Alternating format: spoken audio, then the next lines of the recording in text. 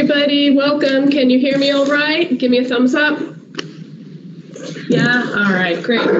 Good to see everybody.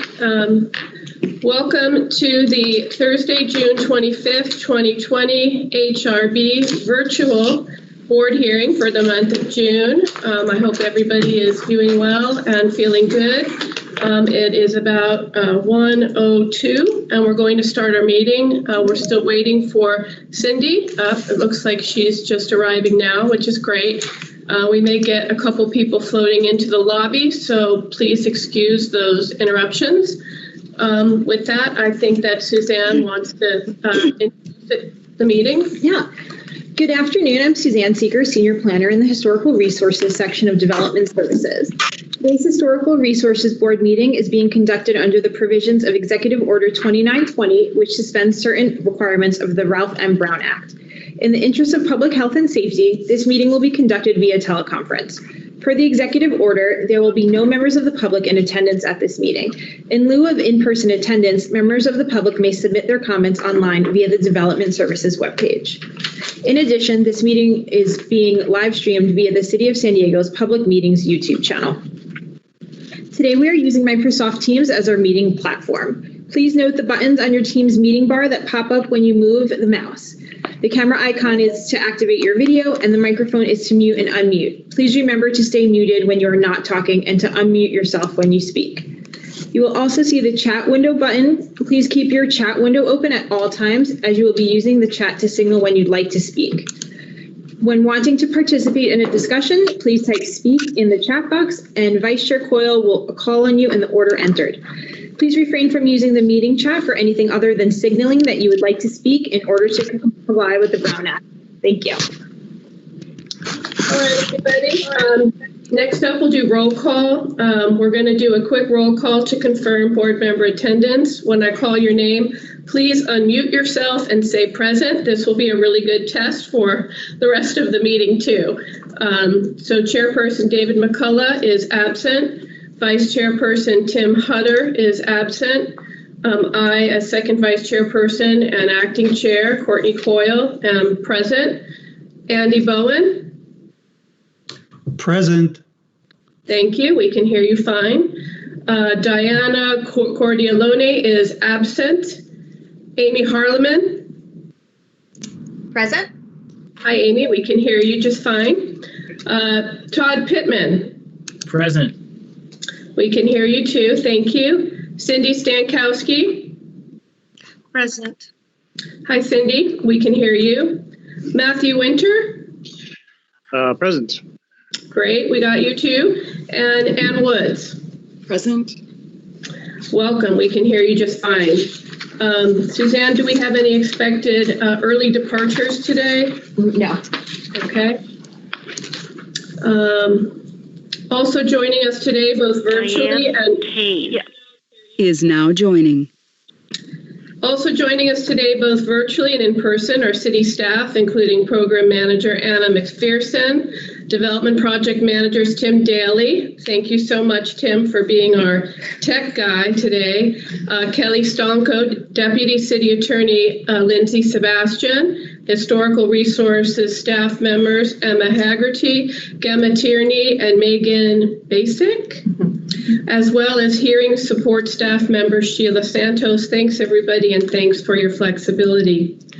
The first item up is item 1, approval of the minutes for May 28th. Have we received any edits to that, Suzanne? Or? Ms. Woods, Dr. Woods, I'm sorry. Do you have anything you want to add? Any revisions to the minutes, Anne? Was that, I forget. There's just one little correction on the bottom of page 2. It's Kelly Stonko's report. Second to the last line, I believe it should read, celebrates both existing and lost LGBTQ plus historical resources. It reads long. But with that correction, I move that the minutes be approved. Okay, is there a second?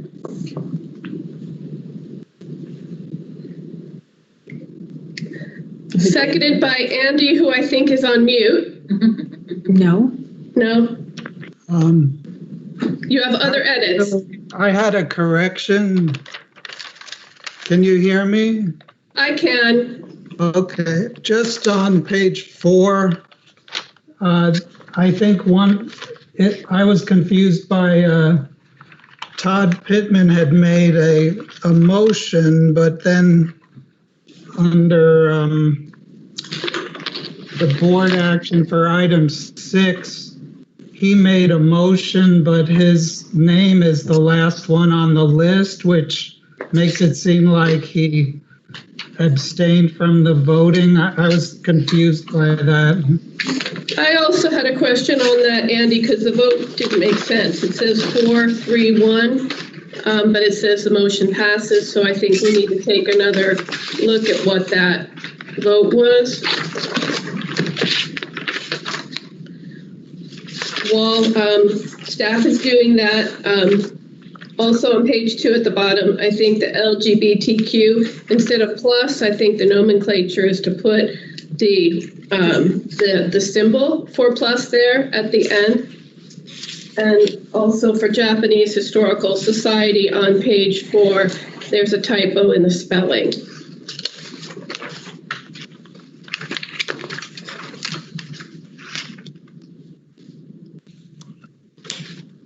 Any guidance yet on our vote for item number 6?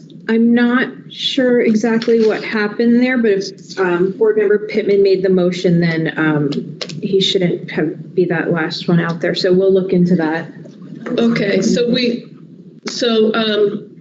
Dr. Woods, are you moving the minutes as amended with a conditional approval that they'll report back at the next meeting on the vote, or do you want to hold the approval of the minutes for the next meeting?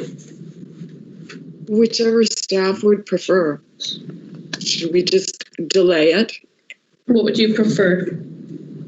We can delay. Let's delay. Okay, so we'll table this to the next meeting so we can get that vote on item 6 straightened out, and we'll make note of the other revisions that have been made. Okay. Any other revisions while we're added to the minutes? Or are we good? Seeing none. Item number 2, non-agenda public comment. These are issues within the jurisdiction of the HRB not previously heard on the agenda. The request to speak should have been submitted. Do we have any staff? No. No non-agenda. We have no non-agenda public comment. Moving on to item 3, administrative items. Suzanne. In lieu of the usual board member folders, the board members have been emailed the motions and findings form for historical designation. Any general board member comments? Any members of the board want to inform us about anything? Yes, Courtney. Item number 6. That sounds like Mr. Pittman. Yes, item number 6. Mr. Hampton, who is the homeowner for item 6, is a good friend of mine. I don't believe that it will bias me in any way in reviewing that item, but did want to disclose it. Okay, we'll get to those disclosures and conflicts of interest next. But right now I was looking for general board member comments on non-agenda items. Hearing none, we will move to the conflicts of interest. So Mr. Pittman, on item 6, you were saying that your friendship will not influence your review of item 6. Is that correct? That is correct. Okay. Any other disclosures or conflicts of interest on any items? Okay. Do we don't need a ruling, I imagine, on Mr. Pittman's? No. Okay. Any ex parte communications? Any board members need to report any? Dr. Woods.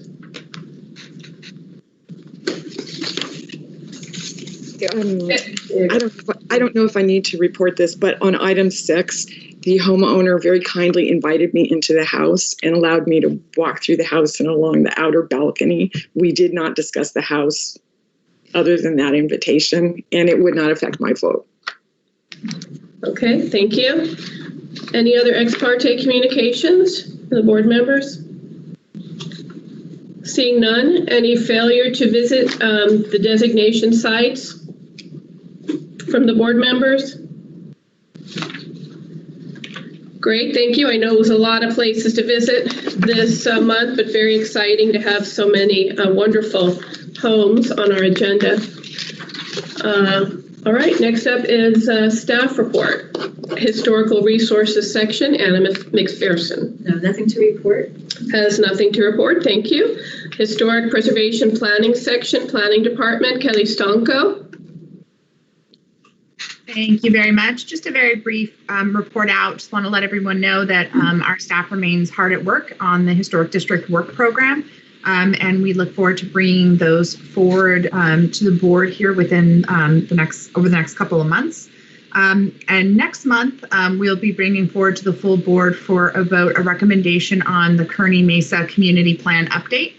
You may recall that the board reviewed the historic context statement and then the cultural resources constraints analysis and the draft historic preservation section of the plan at informational workshops in November of 2018 and February of 2019. So now we have gone through the environmental review process and we're ready to start public hearings. So we'll be bringing that forward next month for your recommendation. So just be on the lookout for that. So that's it. Thank you very much. Thank you, Kelly. Subcommittee report out, Policy and Archaeological and Tribal Cultural Resources. Suzanne? For more information regarding the Policy and Archaeological and Tribal Cultural Resources subcommittees can be found on the Development Services website. Design Assistance, Suzanne? A virtual meeting of the Design Assistance Subcommittee was held on June 10th. Board members discussed, in addition to a Sherman Heights District Contributor, HRB number 208162, and the rehabilitation of the Waldorf Plaza Hotel, HRB number 635. The next regularly scheduled meeting will be held Wednesday, July 1st, 2020 at 4 p.m. virtually. Okay, thank you very much. Any requests for continuances or withdrawals? None. Okay, that moves us into item 4, requests for items to be placed on the consent agenda.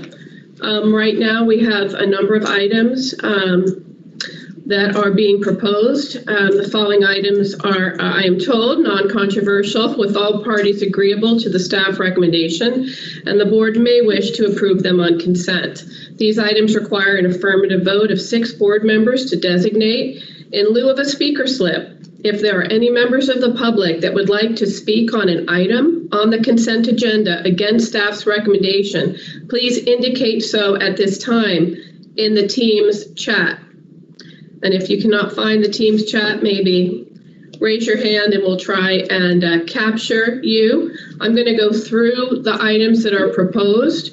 And then while I'm doing that, you guys, members of the public, can pull, and then we will have board members who might want to pull items.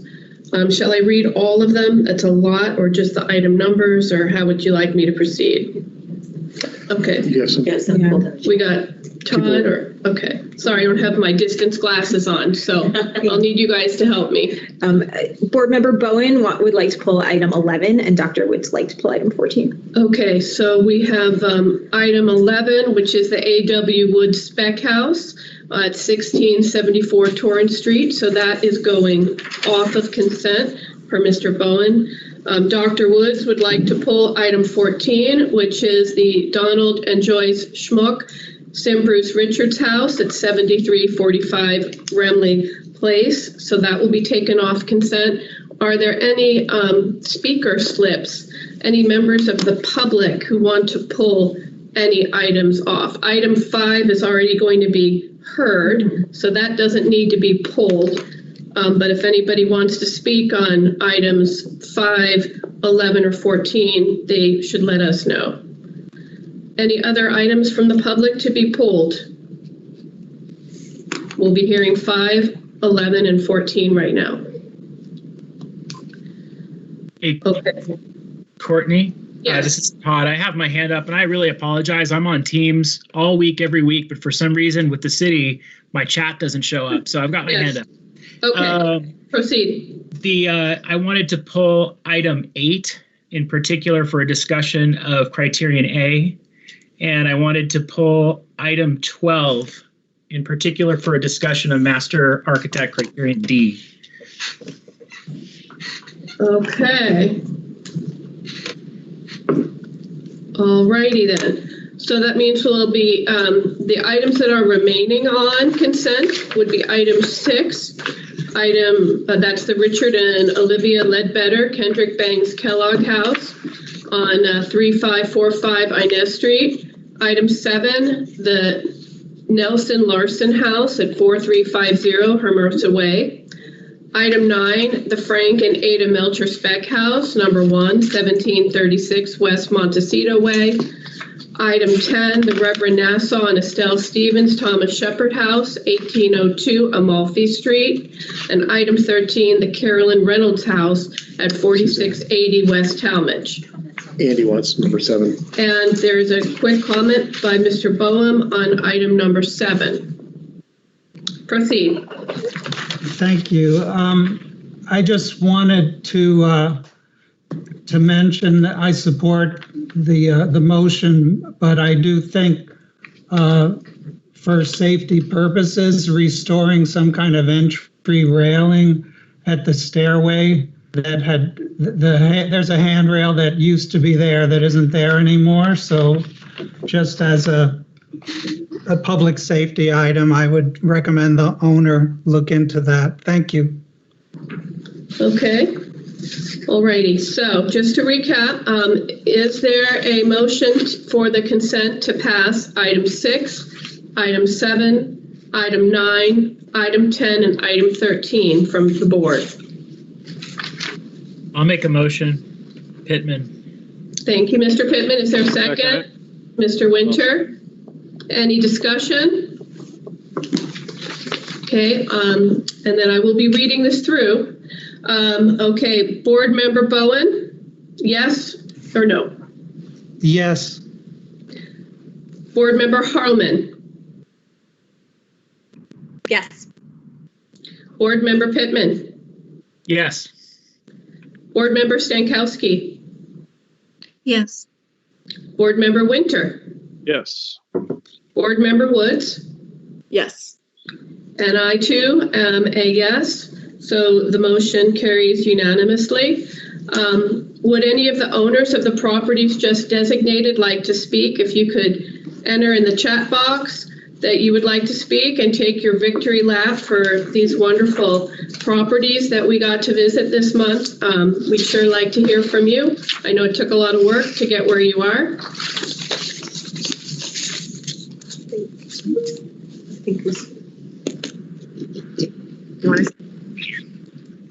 I don't know how to get on there. You're on. I'm on? Oh, Yes.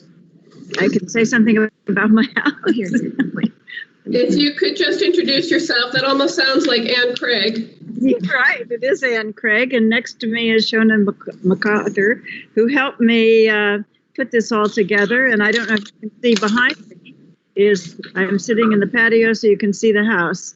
It's a wonderful, wonderful house. I feel so fortunate to have the opportunity to live in this house and to know that the future of the house is intact. So thank you very much for passing this motion today. Thank you. And that was for 1802 Amalfi Street in La Jolla, for those who didn't know. Beautiful home. Any other homeowners want to take their victory lap? Yes, this is Dave Hampton. I would like Welcome. to. Excellent. I just wanted to thank the city staff and the Historic Resources Board, Sari Johnson, and most particularly George Frank for all the work and love that has been put towards this house. Thank you very much. And can you remind us which home you're speaking on behalf of? Yes, this is the Ledbetter residence, the Kendrick Bangs Kellogg Ledbetter residence, 3545 Inez Street. Well, thank you so much for bringing forward your home. It's so wonderful to have him now on our register and to be recognized as a master. It's well overdue. So thank you so much for making that happen. Thank you. Any other homeowners? Or consultants for the homeowners? I think Cindy would like to make a comment. Ms. Stankowski, did you want to make a comment? Yes, thank you. I found it rather difficult to see the home on Inez Street. And luckily there was a good amount of photographs in the report. But I'd like to suggest that those houses that are hard to get a good view of, if staff maybe recommend a place that you can see it a little bit better. Because I found that there was another one too, but I can't remember at the moment. But it was like you couldn't really see that bit that hangs over. There's a comment to see if staff can do anything about it. And we're having a little bit of a hard time hearing you, Cindy, so I don't know if you can get closer to your mic or make some adjustment. You were kind of cutting in and out a little bit, but I think we got the gist of it, which is on some of these homes, which might be a little bit harder to see from the street side, if we can make some other arrangements to make sure that in addition to the photos, we can have an opportunity to get a better view of the property. So staff is aware and shaking their head that they will look into that when this arises in the future. Okay, I'm seeing I think that there's is there a question from Alan Hazard regarding 4350 Hermosa?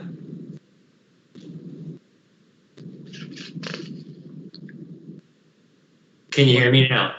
I can hear you. Welcome. Thank you. Yes, Alan Hazard, consultant for 4350 Hermosa. I want to thank the HRB staff and the board. The homeowners were great, Steve and Aaron. I want to give a shout out to Amy and Bruce from Soho for their work. It was a long process, and we even involved Professor Richard Guy Wilson, leading authority on colonial revival. Question. So thank you all. Question. On the railing, I'm not an expert on the standards replacement for a railing. What is the look, the material? Where should the homeowners, what references should they look to for a railing? I don't know, Andy, if you have a quick response to that, since this is sort of already approved and done, this might be something to take up outside of our hearing, but if you have a quick response to that, Andy, we can hear it. I just look at the California Building Code. Okay, thank you. Was there anything else, Alan? No, Courtney, thank you very much. Okay. All right.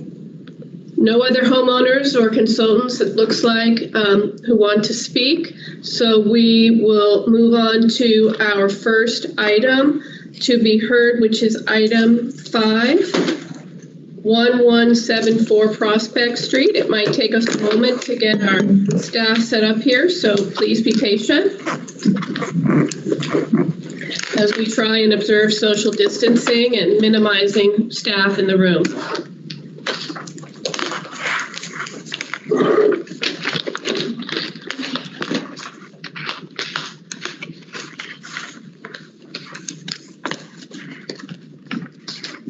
Suzanne, when are we going to figure out if anybody wants to speak on any of these agenda items? How does that work?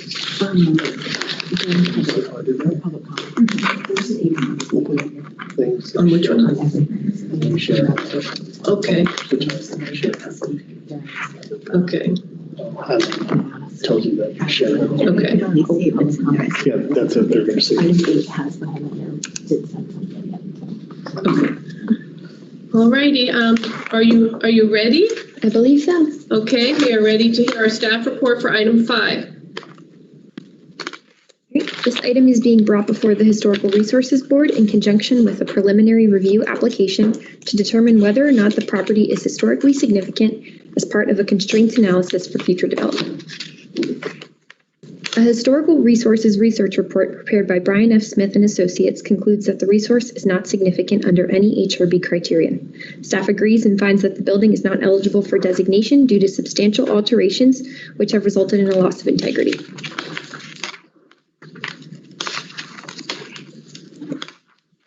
The property is located on Prospect Street in the La Jolla community and is deeply set on a sloped parcel with the rear elevation facing towards the Pacific Ocean. The property was constructed circa 1895 by Irving Gill and Joseph Falkenhan. In 1918, the property was remodeled by master architects Frank Mead and Richard Reckla, with the work being executed by master builders Harry Bronner and Harmon Hunter. In its current condition, the property exhibits aluminum frame windows, wood shingle siding, and an enclosed front entranceway and porch, as well as modern balconies and window openings on the rear. Modifications which have occurred within the La Jolla Beach Cottage's 1880 to 1930 period of significance include the enclosure of the rear wraparound porch, replacement of siding with shake shingles, the single basement level addition infill, and the addition of decorative brackets and verge boards in the gable ends.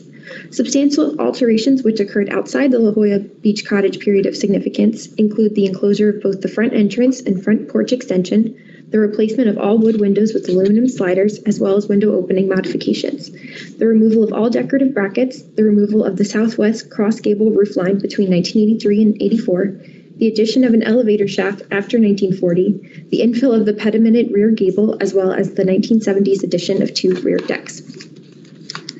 The property located at 1174 Prospect Street was constructed in circa 1895 and was identified as a named beach cottage, the Newtonian, originally the Burbeck. However, due to substantial modifications outside the La Jolla Beach Cottage's period of significance, the property no longer is a representative example of a beach cottage.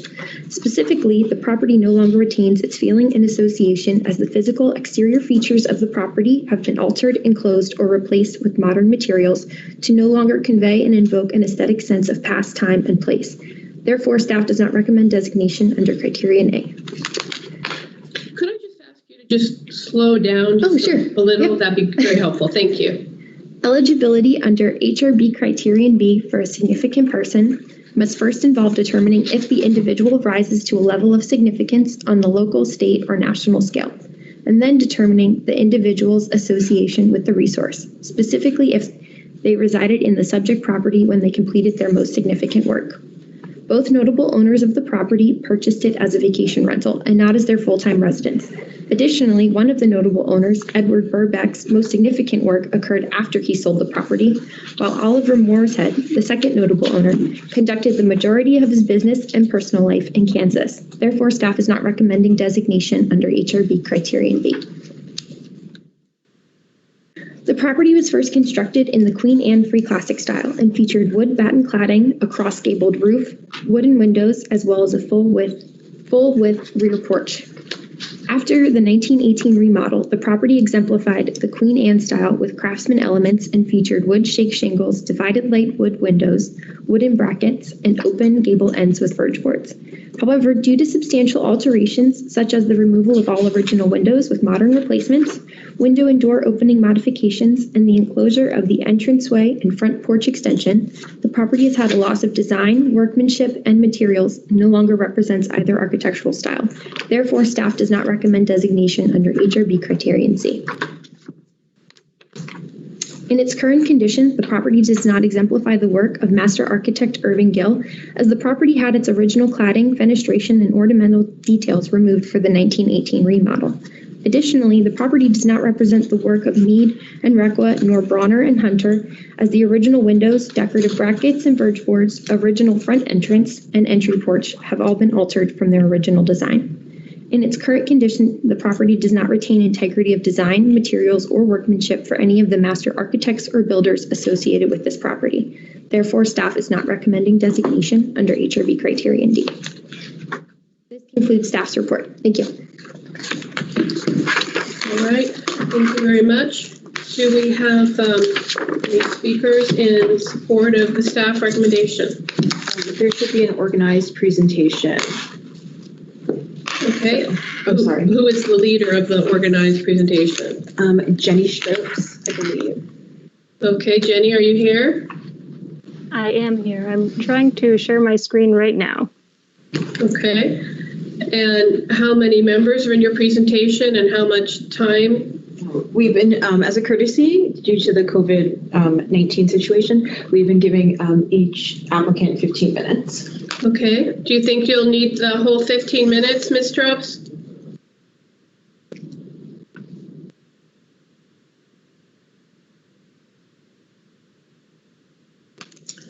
Are you on mute, Ms. Strobes?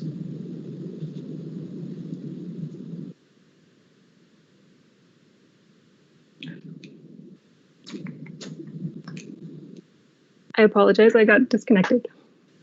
Okay, will you need the whole 15 minutes, do you believe? I think it's closer to 10, but I might have been speaking very quickly, so I'll definitely keep it under 15. But try and slow down a little bit. Since we're virtual, we can't see each other and get the cues, so if you slow down, it helps us to understand better. Thank you.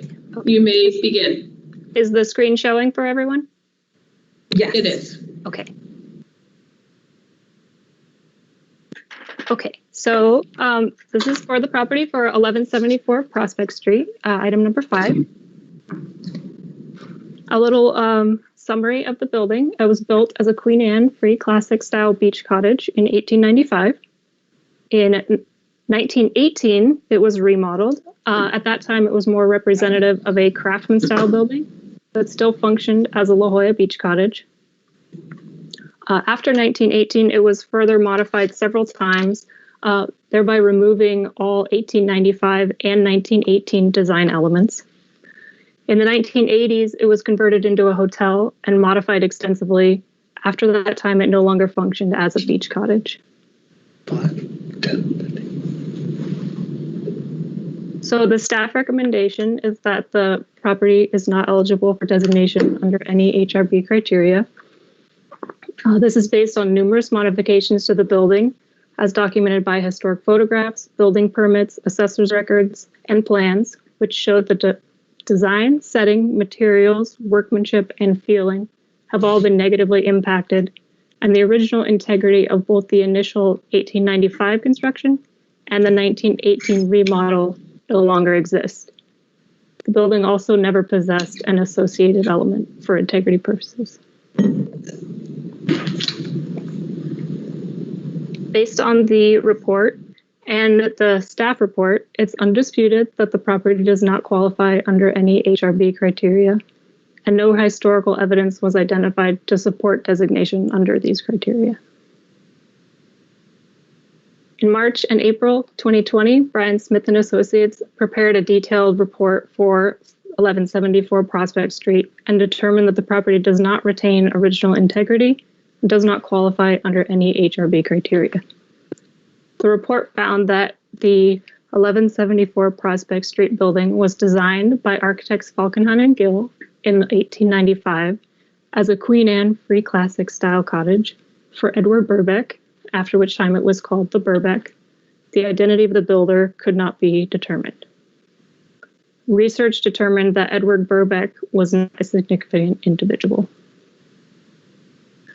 In 1918, Frank Mead and Richard Reckwood drafted the plans for a remodel for the building's new owner, Oliver Mooreshead.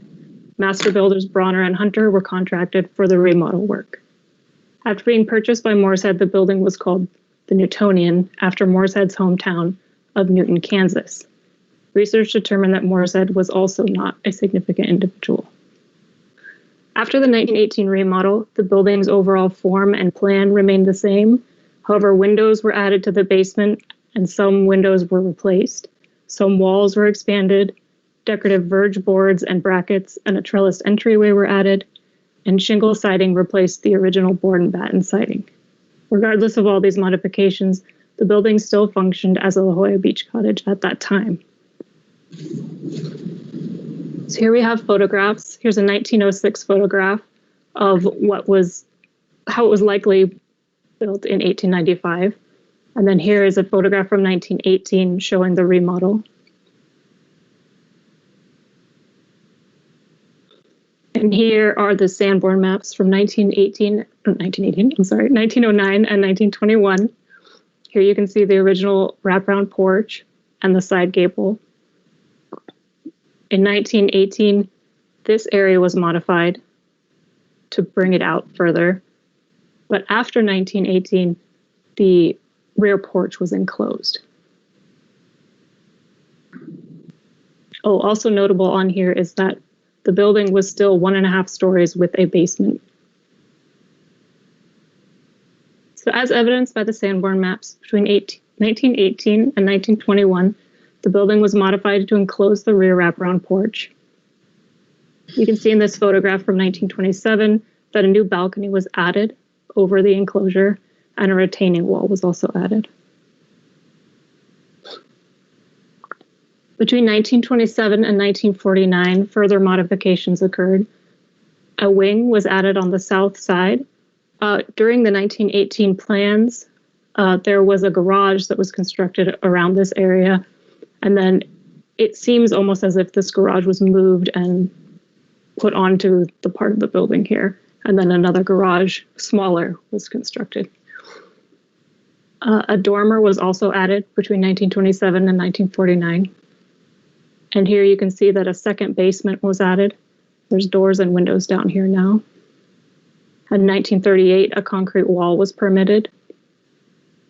And then here you can see a better shot of the enclosed patio with the new balcony.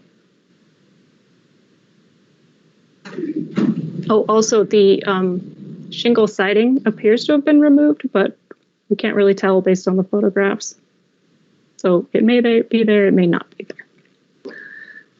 After 1949, the only substantial change that could be noted was the installation of an elevator shaft here.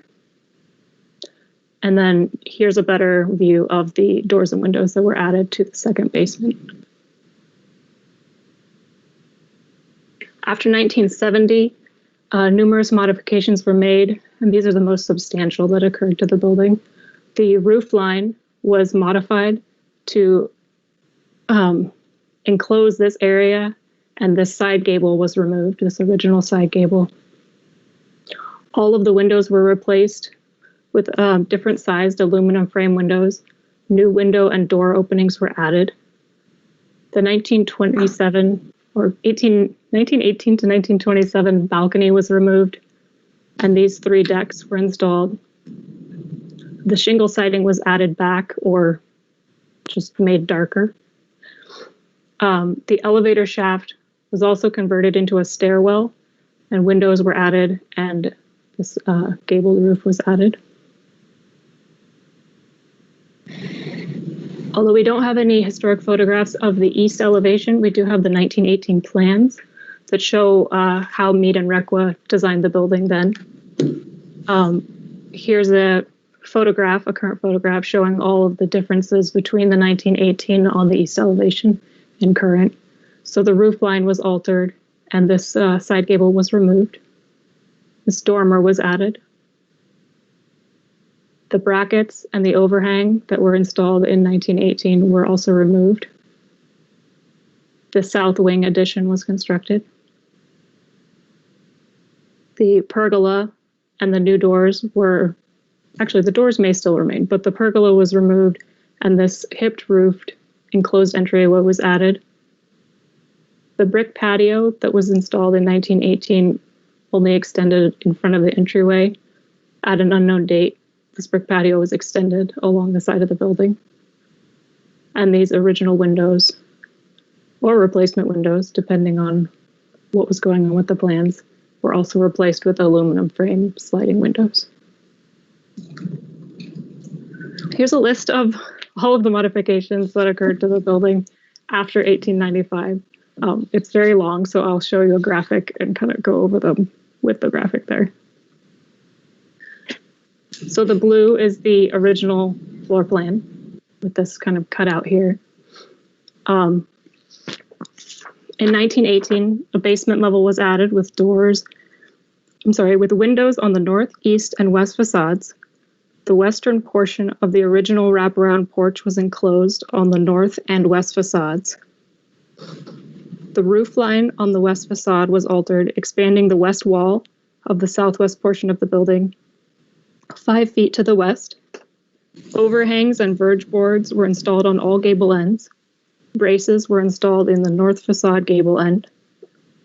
The southeast wing was extended 2 feet to the south. The original board and batten siding was replaced with redwood shake shingles. A brick patio and pergola were added on the south facade. Some original windows were removed, new windows were installed, and old windows were reused within new openings. A detached garage was constructed on the south of the building. A new foundation piers were installed along the west facade.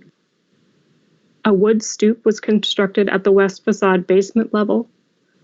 An original cistern off the south facade was infilled. And then between 1918 and 1927, the north facade wraparound porch was completely enclosed. A balcony was constructed onto the eastern portion of the north facade. A retaining wall was constructed at the northern property boundary. And this is where the 1930s La Jolla Beach Cottage period ends. So between 1927 and 1949, some of these modifications may have occurred during the period of significance for La Jolla Beach Cottages, but some of them may have occurred later. And these include the gabled dormer that was added to the east side of the main roof. A second basement level was added, and the southeast wing was extended 15 feet to the south. In 1935, unknown repairs were conducted. In 1938, a concrete wall was added. In 1939, 1941, 1945, and 1948, unknown remodels occurred. In 1951, the elevator shaft was installed. And then between 1983 and 1984, the original roofline was modified, creating an off-center gable and removing the original northwest corner side gable. In 1918, the 1918 to 1927 balcony was removed. Windows and a gabled roof were added over the elevator shaft. 3 balconies were added to the north facade, accessed via sliding glass doors in new openings. All original windows and doors were removed, and aluminum-framed horizontal sliding windows were installed in modified window openings on the north, west, and east facades. An entryway was added on the south facade, the hipped roof. Foundations were installed where needed, in quotes on the assessor's building record. Wall studs, a second floor wood shingle roof, plywood sheathing exterior, and metal windows were installed, also per the assessor's record. And then at unknown dates, the 1918 brick patio was extended to the west. New wood shingles were added over the wood sheathing. Ms. Stropes, I think you have about 2 minutes. Perfect. Is that right? Yes. So, in conclusion, the 1174 Prospect Street building has been substantially modified and altered to the extent that it no longer retains original integrity and no longer conveys its original form as a La Jolla Beach Cottage, a Queen Anne Free Classics style or Craftsman style building, and no longer retains any association with the 1895 or 1918 architects or builders. We therefore respectfully request that the HRB not designate the 1174 Prospect Street building. Thank you very much. Do we have anybody else to speak in favor of staff recommendation? No. Okay, are there any members of the public who would like to speak in opposition to staff's recommendation? I'll give folks a second here. I know it's tricky. If you could indicate in your chat box, that would be great. Chair Coyle, this is Diane Kane. I'm on the phone. Okay, thank you. How much time are we giving public? Oh, I just have a few comments to make here. Okay, I think we're giving folks about 3 minutes, so if you can, try and get it done in about that. Sure. I guess what I would say is, yes, this property has had a lot of modifications.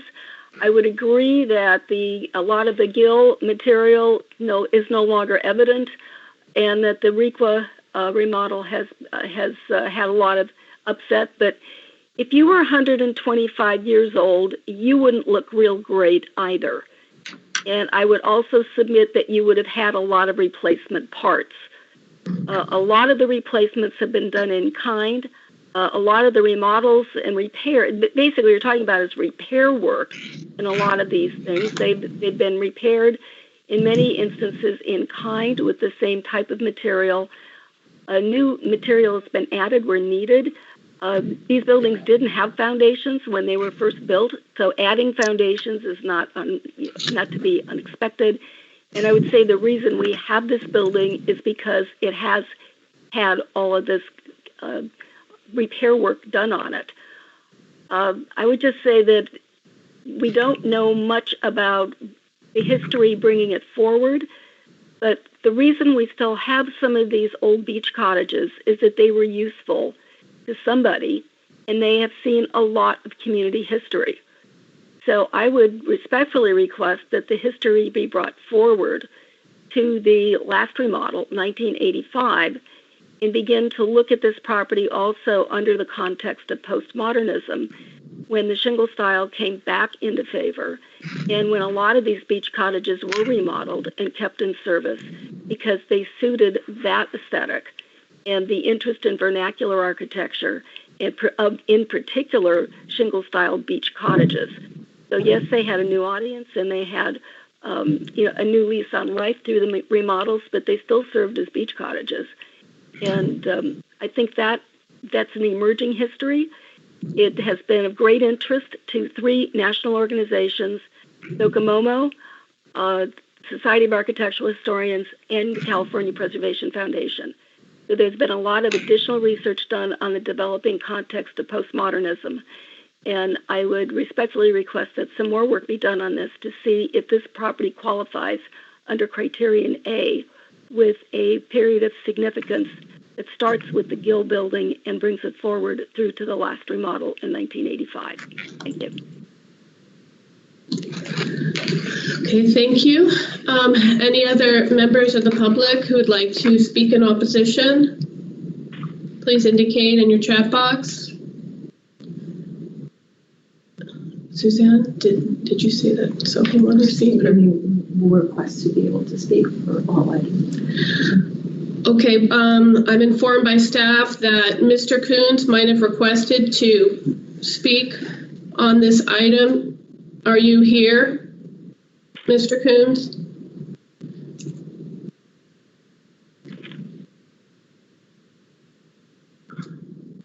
You lost it. I am, and no, I don't want to speak on this item. Okay, all right, thank you. Okay, if there are no other public speakers, we will close the public testimony and have some board discussion. I don't know that I see all of the board members on the screen here, so I'm just going to start at the top of my list here alphabetically, and that would be Mr. Bowen. Would you like to speak to this item?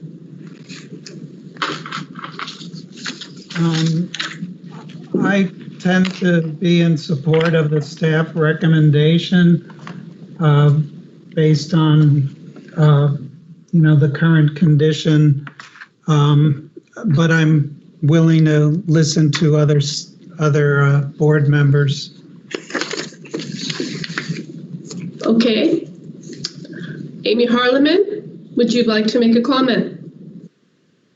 I support staff's recommendation on this one. I think it's just been, the list of alterations is so extensive, you can hardly recognize it as the same building. So, but as always, I'm willing to listen to my fellow board members. Thank you. Board Member Pittman? So it's pretty hard to look at a building that has, and just for pronunciation, Richard Requa rather than Requa, Irving Gill, etc., on a resource that has the history associated with the community that this one does. So I'm compelled by Diane Kane's comment. It wasn't quite where I was headed, but I thought it was an interesting point. I also just, this is kind of in regards to the report, and we see this stuff a whole lot, and I just think it's worth mentioning. We often are kind of presented with information as something was changed or altered when we really don't know something was changed or altered. In other words, just because, for example, the plans show something in the 1800s that wasn't there in 1903 doesn't mean that it wasn't built original to the building. So, for example, if changes are made during construction, may or may not have been. I'm not suggesting anything in particular here was done, but if you just kind of black and white look at a plan and then what you see today, and I know to the consultants on the phone, I know that takes a lot of work and there's always some element of guessing, but it's a tough one. I really don't want to see a building that has this much history go, but it's tough to see. It's tough to see that it retains the integrity it would need to. But again, I'm open, like others, to hearing another point of view. I might be open to asking for some more information, but it from my eye, and I have a really sympathetic eye for this stuff, I just don't see it. So that's where I fall on it. Thank you. Board Member Stankowski. Todd pretty much read my mind, and I was looking desperately for some kind of evidence of its history, and I just couldn't find it.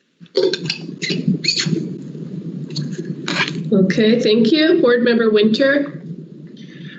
I usually don't focus as much on the minute details like stucco finish and all that kind of stuff, but I really center on things like bulk and scale, things like gables disappearing, big chunks of the building kind of changing, and I think this just has got too much of that. So I support staff's recommendation. Okay, thank you. Board Member Woods. I'm willing to listen to people, and if Todd would like to send this back and ask for more information, I would support that. But I think reluctantly, I agree with the staff's recommendation as well. Okay. My view on this one is I cannot support staff's recommendation on the basis of this report. For me, there were many questions about what was in and what was not in the report. Criterion A, we really need to, or I look at this as one of the oldest structures in La Jolla. 1894, 1895, the same year as the Red Roost that are on the National Register, same year time frame as Windermere, which had a nomination to the California Register done for it.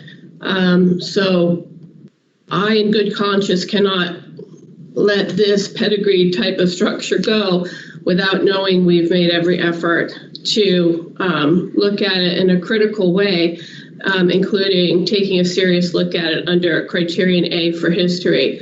In terms of the integrity discussion, I had questions that the report didn't answer, like, does it still have some view to the cove? Because that would contribute to its association to beach cottages. Beach cottages were meant to be flexible space. If you look at the history of Gill and how he looked at these things, and clearly the structure is a survivor and it's been able to survive because it has been flexible. I heard the consultants say that after 1980, that it did not function as a beach cottage. I guess I would want to know what's the definition of functioning as a beach cottage or not. Is it visitor serving still? I don't know if it's part of the hotel, then it certainly is doing that. And is a beach cottage defined by whether it's permanent or short-term residence now, as La Jolla has changed over time to be a short-term visitor place to being a long-term resident place? Does that really impact the analysis of it functioning as a beach cottage? So those were some of the questions I had under A. Its association with Gill under Criterion C. We are also supposed to look at the construction methods. I'm interested in the internal carpentry of this. I didn't see any evidence in the report of any testing done about, is this the old growth redwood that's still there? Was this single wall construction? Are the board and battens underneath the shingle? I didn't see that kind of level of testing, and under C, that's one of the things we're supposed to be looking at as well as the construction methods. Instead, the report just said pretty much that everything is gone from the time period of the master architects. And if everything was gone, then I would imagine we would have had a completely rebuilt structure. So that was not persuasive to me. The location and the massing are still there, still medium-sized, still 2 stories-ish, I believe, wood shingle. I think that there's a lot to be said for this in spite of some of the cosmetic changes that have happened. So, I would rather see it be returned to the consultant to answer some of these questions. I don't know how my fellow board members feel about that. But I think we need to be able to say that we've done everything that we could do to put a critical eye to a structure of this age, which is among the oldest we have left in La Jolla. So with that, I don't know if any of my fellow board members would like to comment or propose a motion. Courtney, this is Todd. I don't, not necessarily weighing in on if I would support that or not. I just wanted to throw in that if we did that, kind of consistent with your comment, the thing I didn't see that I would have really liked to have seen was we had a lot of detail, or at least more detail, consistent with 1918 and 18. I'm sorting through my papers, 95. Am I close? We didn't see that detail with anything else. So, I mean, for example, some of the additions that were post 1918, was there an architect involved with those? Some of the architects that we're talking about lived into the 30s, 40s. Could they have had something to do with those? And I don't know that they did. I just didn't see anything that necessarily addressed that. Thank you. Any other comments from board members? Mr. Bowen. I just think that when I think about other resources that we've reviewed in this neighborhood in La Jolla, and just looking to be consistent, I really I think this one just has too many significant alterations to the form.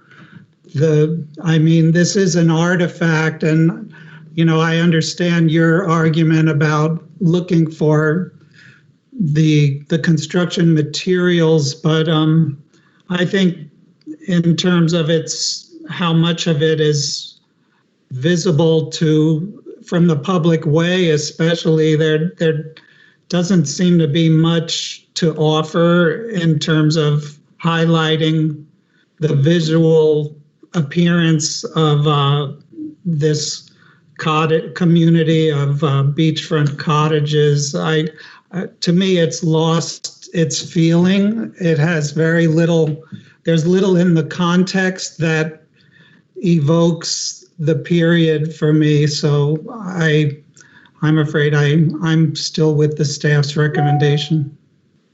Okay, thank you. Any other comments?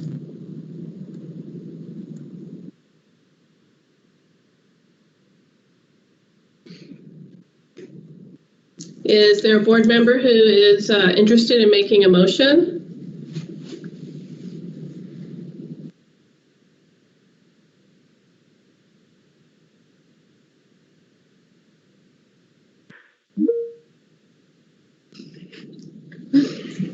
Everyone's awfully quiet.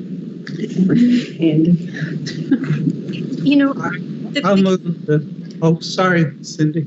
The biggest thing for me was huge change in the roof line and just its presence. You look at it today and it looks like, cheap, ticky-tacky thing built in the 60s. I just don't think the bones are even there. So I would move to accept staff's recommendation, unfortunately. Is there a second?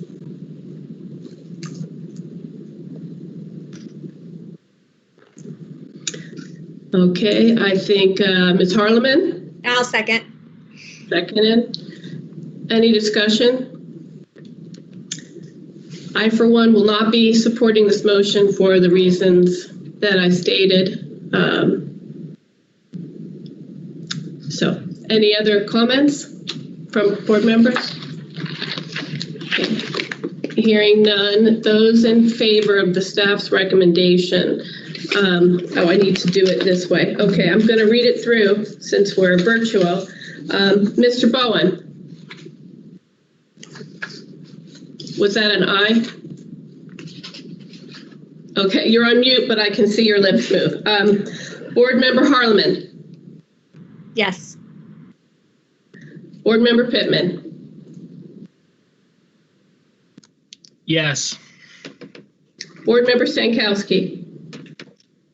Yes. Board Member Winter. Yes. Board Member Woods. Yes. And Board Member Coyle will be no. So it carries, the motion carries. Okay, our next item, as I have it, is item 8. Is that correct, Suzanne? The William Templeton Johnson Spec House, number 2. Correct. Diane Kane. Is now exiting. Okay. +1-858-459-0805. Is now exiting. Please be patient as we switch out our staff in order to maintain social distancing.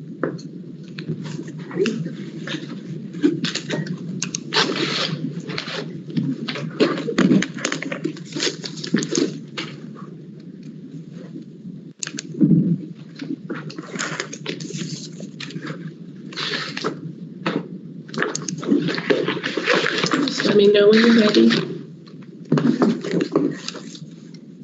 I'm ready. Okay. All right. So item 8 is the next one up. Staff, would you like to proceed? Gemma, Tierney? Yes. Do I have control of the slides? No. Okay. The property located at 4154 Lark Street is being brought before the Historical Resources Board in conjunction with the owner's desire to have the site designated as a historical resource. Historical resource research report was prepared, and it concludes that the resource is significant under HRB Criterion A, C, and D. Staff concurs that the site is a significant historical resource under HRB criteria C and D, but not Criterion A. The designation excludes the southern portion of the rear enclosed porch, which was enclosed outside of the period of significance. The property is part of the Arnold and Choates addition in the Mission Hills neighborhood of the Uptown community and is located at the northern end of Lark Street. The property contains a 2-story single-family residence and a detached garage that were constructed in 1912 in the Italian Renaissance Revival style. The house features a stucco exterior, low-pitched composition shingle hipped roof, symmetrical facade, columns and pilasters around the entryway, arches above first-floor windows and entry door, simpler second-floor windows, and wide eaves. The full-length front porch features a second story that is enclosed with sliding glass windows. The secondary elevations feature the same first-floor windows, brick water table, and stucco belt course as the facade. The second-floor windows are simpler, rectangular, double-hung windows. The side elevations are symmetrical. The rear or west elevation features an enclosed porch with the same deep eave and decorative rafter tails as the main block. The south portion of the enclosed porch, indicated here in yellow, was originally open and was enclosed outside of the period of significance. The door shown in the yellow box and a window on the south or side elevation of the enclosed porch were added. And that window is differentiated from the house's other original windows. The other major modification is the stucco.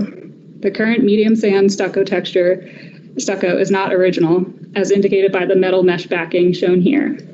The original stucco texture is unknown. The property contains some remains of stone walls and trees that date from the period when Kate Sessions owned the property. While the mature trees and stone wall remnants on the property are likely associated with Kate Sessions, Mission Hill's nursery operations. There is not enough evidence to confirm this. Additionally, most of the triangulated queen palms do not appear to be located on the parcel. Therefore, staff does not recommend designation under Criterion A. The house conveys the historic significance of the Italian Renaissance revival style and retains integrity from its 1912 period of significance. Therefore, staff recommends designation of the property under HRB Criterion C. The subject property is a known work of master architect William Templeton Johnson and is representative of Johnson's notable work. Therefore, staff recommends designation under HRB Criterion D. This concludes staff's report. Thank you. Thank you. Are there any members of the public here to speak in favor of the recommendation to designate? I believe Ms. Stiegler, do you have a presentation?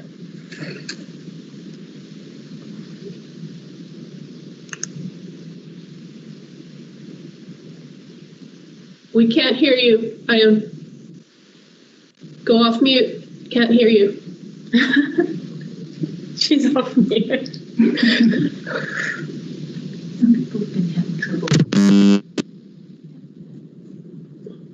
She's actually not on mute, but we can't hear her for some reason. It might be her microphone. She needs to change that. Oh, now we hear you. We got you. Can you hear me now? Yes. I've seen it. Yeah. Thank you. Thank you for sticking with us, Ms. Stiegler. How much time will you need? Well, I would like to direct my presentation to the concerns of member Todd Pittman so that I can be concise. I do have a full presentation going over all three criteria, but I believe everyone's in agreement on C and D, and that it's really just an A question. Can I get elaboration and then I'll speak? Apps, can I go ahead and take that, Courtney? Yes, you may, Mr. Pittman. Yeah, you're absolutely right. I'm totally in favor of C and D. My reason for pulling it is that it seems that it would qualify under A, and I have to somewhat apologize. Sometimes I go see the properties before I read the report, and this was one of those. So I wasn't paying as much attention to landscape. I'm not supposed to say that, right? As I should have been. But it does appear to me that quite a bit of what I estimate professionally to be original plant material is on the site. And so I guess the question is as much for Ms. Stiegler as it is for staff. But maybe, Ione, if you could kind of highlight the Criterion A as you see it, as why it qualifies, and then perhaps if staff had something to add to that, I'd be interested in hearing it. But at face value and after reading the report, it seems to qualify under A to me. Thank you. Ms. Stiegler, would you like to proceed? Yes. How do I go about proceeding with my presentation? Can we pull it up? Is there a place where I share here? I see I can share. Ms. Stiegler, did you send one to us? We can do it on our screen for you. Come on. Okay. Is this her presentation? Are we sharing? We're working on it over here. Tim's busily working. There it is. Thank you very much. Would you like to start here or somewhere else in the? Criterion A comes up quick, so okay. This is fine. This overall shot gives us a view of the Queen Palms as they extend in an alignment along Lark Street. I appreciate that staff differentiated that these palms are not technically on our property. Lark Street at this point is a paper street, really, with just a remnant private, really, gravel turnaround. It's not paved by the city. There's so many of these paper streets around our city, and those who adjoin it tend to use it as if it's part of their property. The palms, I think, are part of the setting of the entire neighborhood. And it's an important statement along all of Lark that this is a continuation of, and that these homes face to that alignment as opposed to turning and facing the other street, I think is an important statement of the cultural landscape that really we're talking about here in A. We believe that the mature planting here, the Deodar cedar, I believe it is. Thank you, Von Marie May, for educating me on those. Is of an age that it is from that time period. Next slide. And that this house is sitting on the grounds where Kate Session had her nursery. We can't document what portion of the nursery this was, but we know it was part of her greater piece of land that she was using as a nursery. And so as part of just the nursery site and in commemoration of being part of the site, we felt that whether the palms were on our technical property or not, there were other elements from that time period that were on the site. And yes, we have no documentation, just simply looking at age with an educated guess and some basic knowledge is why we promoted those elements. Next page, there we go. So under A, we felt it was reflective of special elements of the Mission Hills neighborhood aesthetic and landscape development, that it was identified in the Uptown Community Plan as one of 4 areas of significance as part of the Kate Sessions multiple property listing. It was the center of Sessions growing grounds in Mission Hills, and that eucalyptus and grevea are still extant in the immediate area at this location. Sessions also nursed many of her queen palms in mass at this location that were then spread out all over Mission Hills. When Von Marie May did the cultural landscape survey for the Uptown Update report, she jokingly called it the Queen Palm Survey because there were tens of thousands of them, all owing to Sessions in this area. As we said, the 4100 block remains a model for the suburban streetscape that Sessions was inspiring, the pink sidewalks, all of those things that are off our property but are part of the greater area. And she sold it off just as the local housing boom happened in this area. So we have direct connection from Sessions ending ownership and William Templeton Johnson designing and building this house for the owners. Next slide. Next slide. I'll pass on C. Here we go. Here's those landscape elements, some additional slides beyond what staff had. We have another form of pine. I'm not sure if that's an Aleppo or what that is, that has age that goes back to that time period. And then the cobble walls that are all part of the stepping that are not the same aesthetic as the rest of the house. The rest of the house is all in brick. And so these cobblestone walls were therefore dated as happening prior, along with the trough for obvious water hauling for the landscape components. And then the rest of my presentation goes into C and D. And so I'll stop the presentation here unless anyone else wants those discussions. Thank you very much. Are there any other members of the public who would like to speak in favor of staff's recommendation? There is a speaker slip from Christopher Glass. Christopher Glass, would you like to speak to this item? I'm not sure if they're in the meeting, but I'm happy to read this for the record. If you could activate your chat box, or else we can have staff read a statement that was received into the record. The Glasses are the clients who nominated the property. Okay, oh, so they're not here today, are they? I'm happy to read this aloud. They were going to attempt to be here, but had a conflicting doctor's appointment. And so I don't know if they're able to make it by now or not.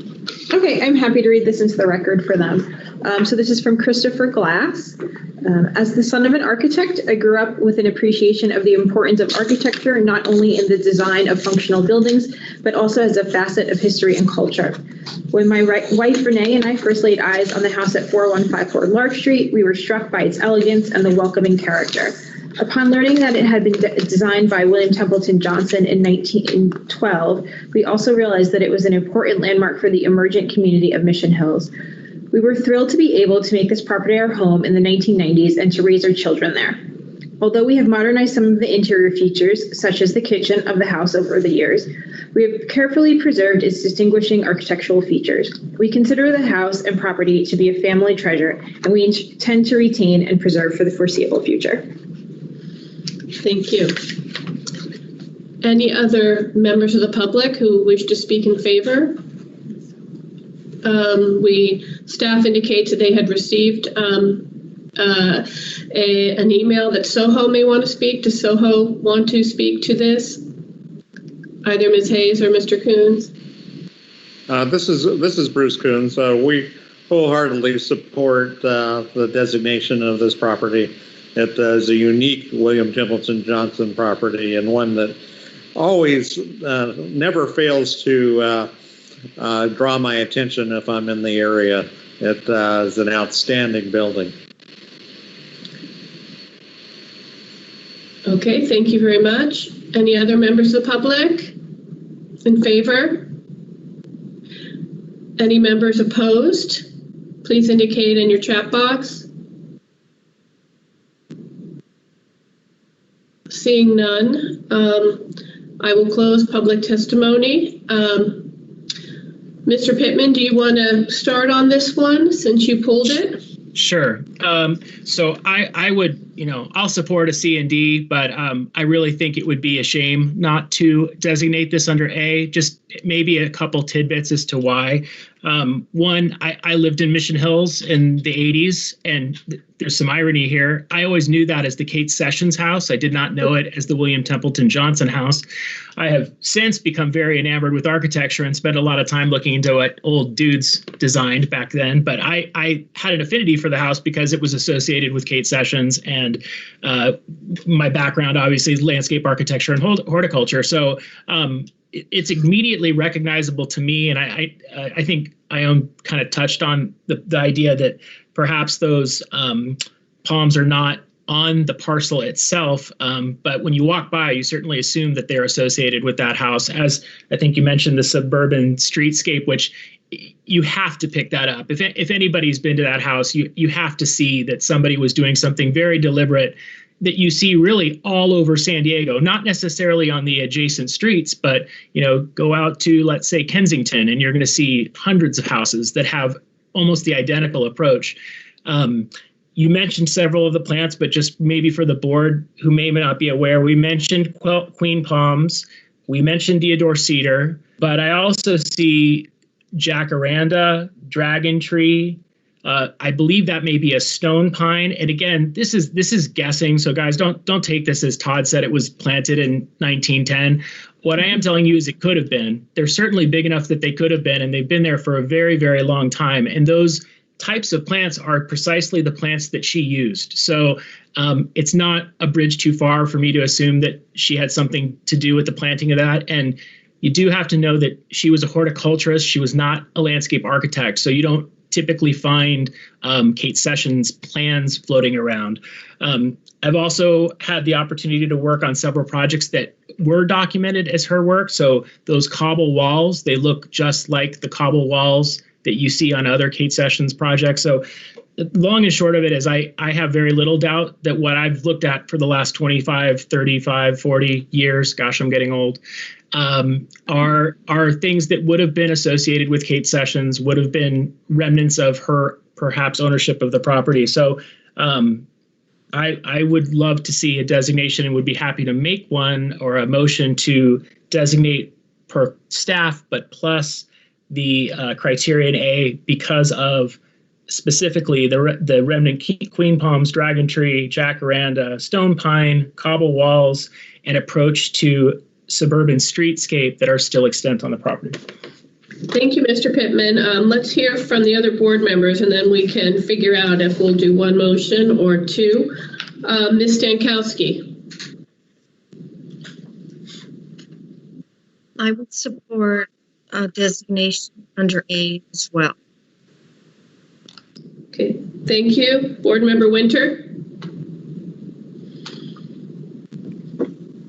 Yeah, I agree with Todd. I'd support that if that motion got made. I defer to his expert judgment, and it's just a great property project or house too. Thank you. Board Member Woods. I'd support also A, C, and D. Board Member Bowen. I would support A, C, and D.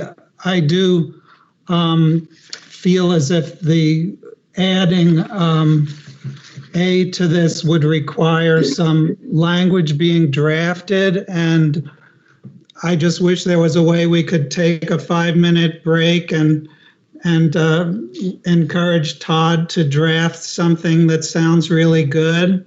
But I don't know if we're allowed to do that, if we can stop in the middle of an item or not. Please, could we? Because I sort of would like to use the restroom too.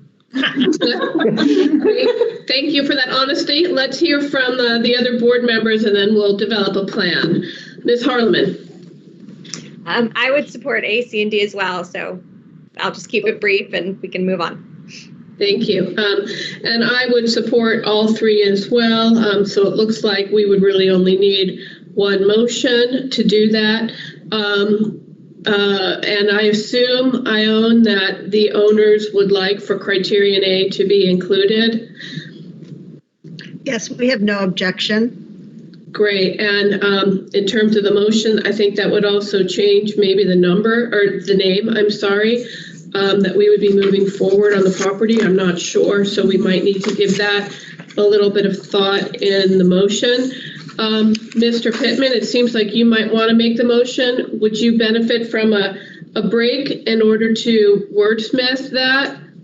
I'm happy to do that. I'm already about a third of the way through it. So okay. As soon as we resume, I can read whatever language I think would make sense.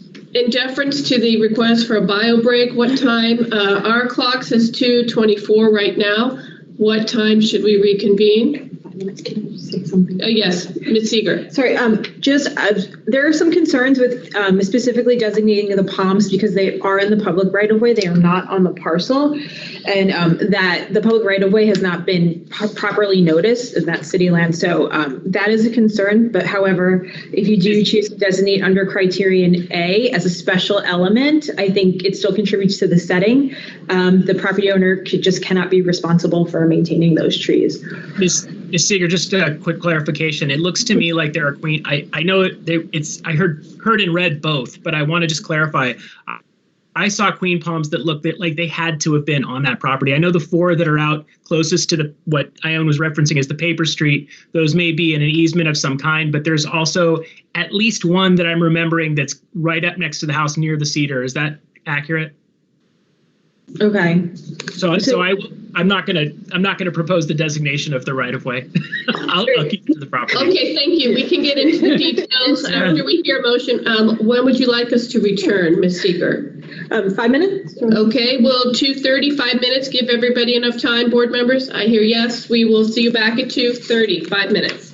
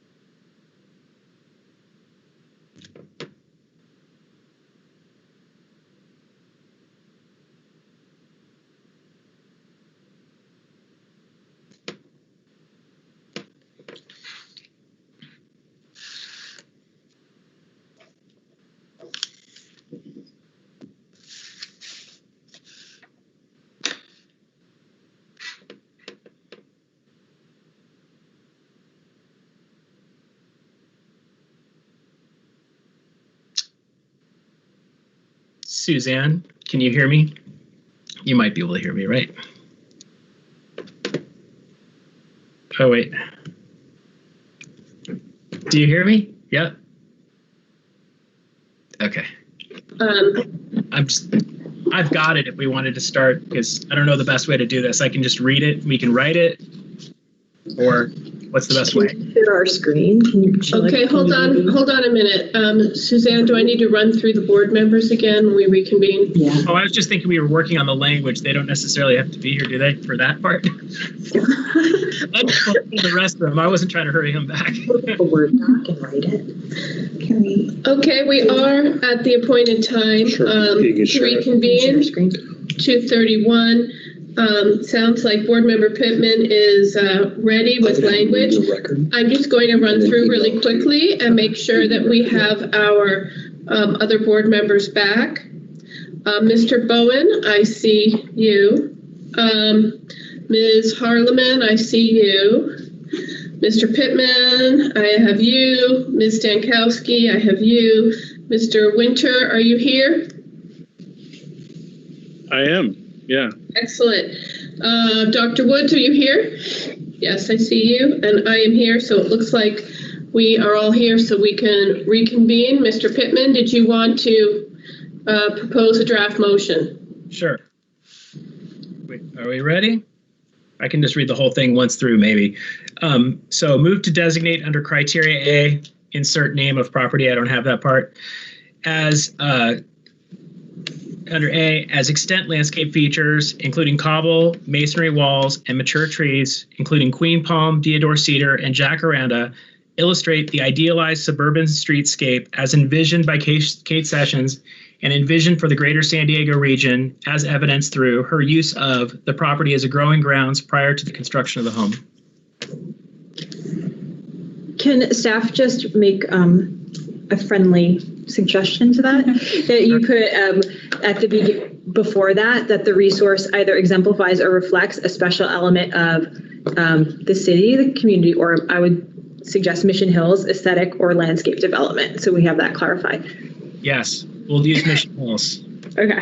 Accepted. So the resource reflects a special element of Mission Hills. Do we want to do aesthetic and landscaping as suggested in the? I would just say landscape. All of it falls under landscape. Yep.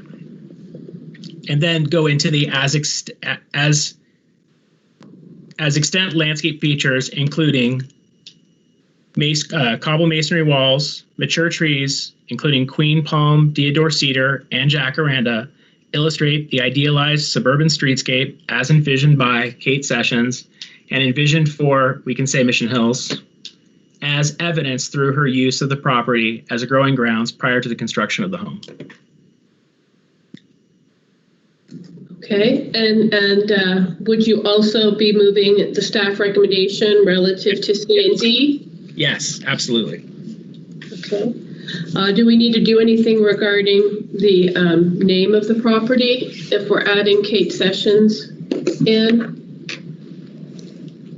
Generally, I don't believe the naming policy usually includes the Criterion A because it's usually not a name of a specific person involved. However, if the board wants to amend that, now's the time to do it. So if you didn't hear that, Ms. Seeger said usually we don't put in the Criterion A issues, but since there is a named person who's established, theoretically we could change the name or add her into the name of the property. Would you want to make that part of your motion, Mr. Pittman, in some way?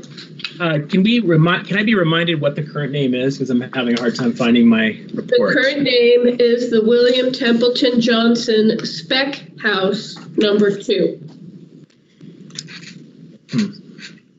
I'm open to it, but I'm having a hard time figuring out how it would be said, because if spec comes after it, I don't want it to sound like Kate Sessions had something to do with the spec house, because she certainly didn't. And it could get quite wordy. I guess I'm maybe Ms. Stiegler or I'd really like the homeowner to kind of weigh in on this, to be honest. I think it'd be nice if her name appeared in the name, yes, but I just don't know how to do that. Ms. Stiegler, do you have any suggestions? Yeah, so my client is trying to get in on Zoom, and she's on Zoom all the time, and she doesn't know why she hasn't been able to get through. It would be Renee Glass. It's not Zoom, it's Teams. Microsoft Teams. Yeah. Is anyone in the lobby? Well, She's seeing Zoom. She's on Zoom. yeah. Profile. So she heard you guys read Chris's statement, and she's online, but she couldn't figure out how to unmute or input the chat box. Yeah. So, yeah. Can you speak on her behalf, Ms. Stiegler, regarding the name? We'd be absolutely open to Kate Sessions' name being put on it. We might have to get a larger bronze plaque to put everything on it. Initially, I was thinking Kate O Sessions, I think is what we go by for her, / William Templeton Johnson Spec House number 2. And I just don't know if that is the issue that Todd has with feeling like it ties her to the Spec House. I'm totally fine with the slash. If we're good with the slash it is. So Cato Sessions / William Templeton Johnson Spec House. Yes. Number 2. Okay. All right. Is that part of your motion, Mr. Pittman? Yeah, yes, it is. Okay. So is there a second to that? I'll second. Okay. Mr. Winter voiced first. So there's a second. Is there any discussion? I think we all know that this is for A, C, and D, and a revised name of the property. Any discussion? Hearing none, I will go through. Mr. Bowen? Yes, I support. Board Member Harleman? Yes. Board Member Pittman? Yes. Board Member Stankowski? Board Member Stankowski, are you a yay? Yes. Board Member Woods? Yes. And Board Member Coyle is yes, so that passes unanimously. Would Ms. Stiegler, the property owner, like to make any comments? The property owner has texted me. They are absolutely thrilled, and they want to thank the board very much. And they're really excited that Kate's name is going on the house as well. They have owned this property for a few decades and have really been caring for it. So this means a lot to them. Again, on their behalf, thank you very much to the board. And thank you. I had the pleasure of walking by that house for the last several years when my child's been at the lower school at Francis Parker and always wondered about that property and fantasized about living on that property. So I'm just tickled that it's been nominated and carried forward. So thank you for your work on the property. All right. With that, our next item up is item number 11. The A.W. Wood Spec House number 1 will be, looks like we're having a staff change out here, so please be patient.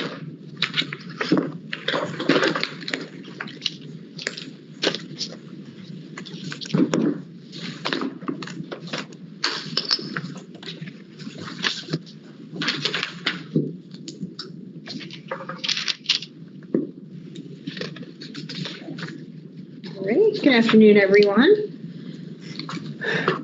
The property located at 1674 Torrance Street is being brought before the Historical Resources Board in conjunction with the owner's desire to have the site designated as a historical resource.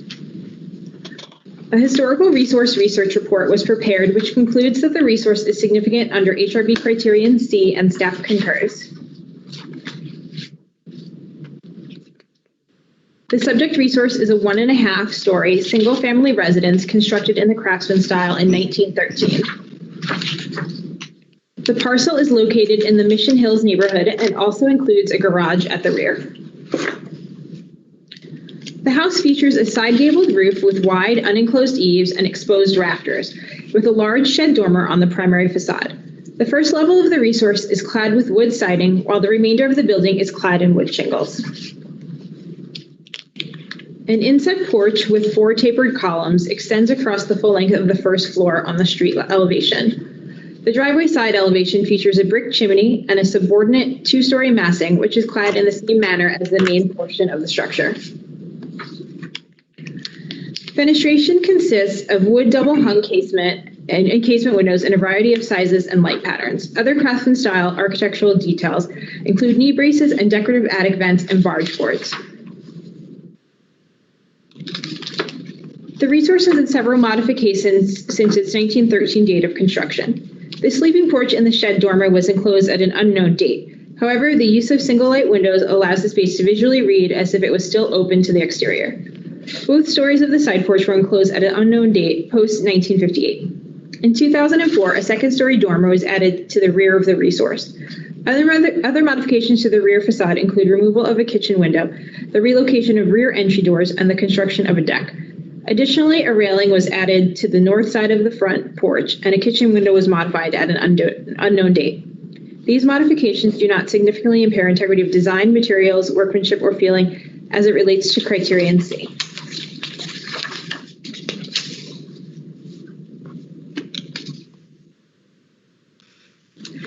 The house continues to convey the historic significance of the craftsman style and retains integrity from its 1913 period of significance. Therefore, staff recommends designation of the property under HRB Criterion C. This concludes staff's report. Thank you. All right, thank you, Suzanne. Is there a presentation in favor of staff's recommendation? Yeah, there should be by Alexandra Elias. Yes, I'm here. I hope you can hear me. I'm calling in from Illinois, so I hope we can hear you. Great, thank you. Alexandra Elias, representing. Excuse me. About how much time will you?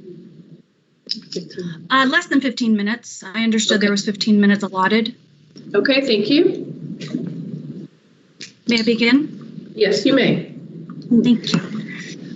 Alexandra Elias, representing the property owners Rick Gazelle and Susan Diekman. I guess first we wanted to begin by asking if there was a particular question. Our presentation is pretty general and it mirrors largely the staff report, so we can certainly do that, but I thought I would just ask if there was a particular question before we got started. I believe that Mr. Bowen pulled this item. Was there something you wanted the consultant to focus on?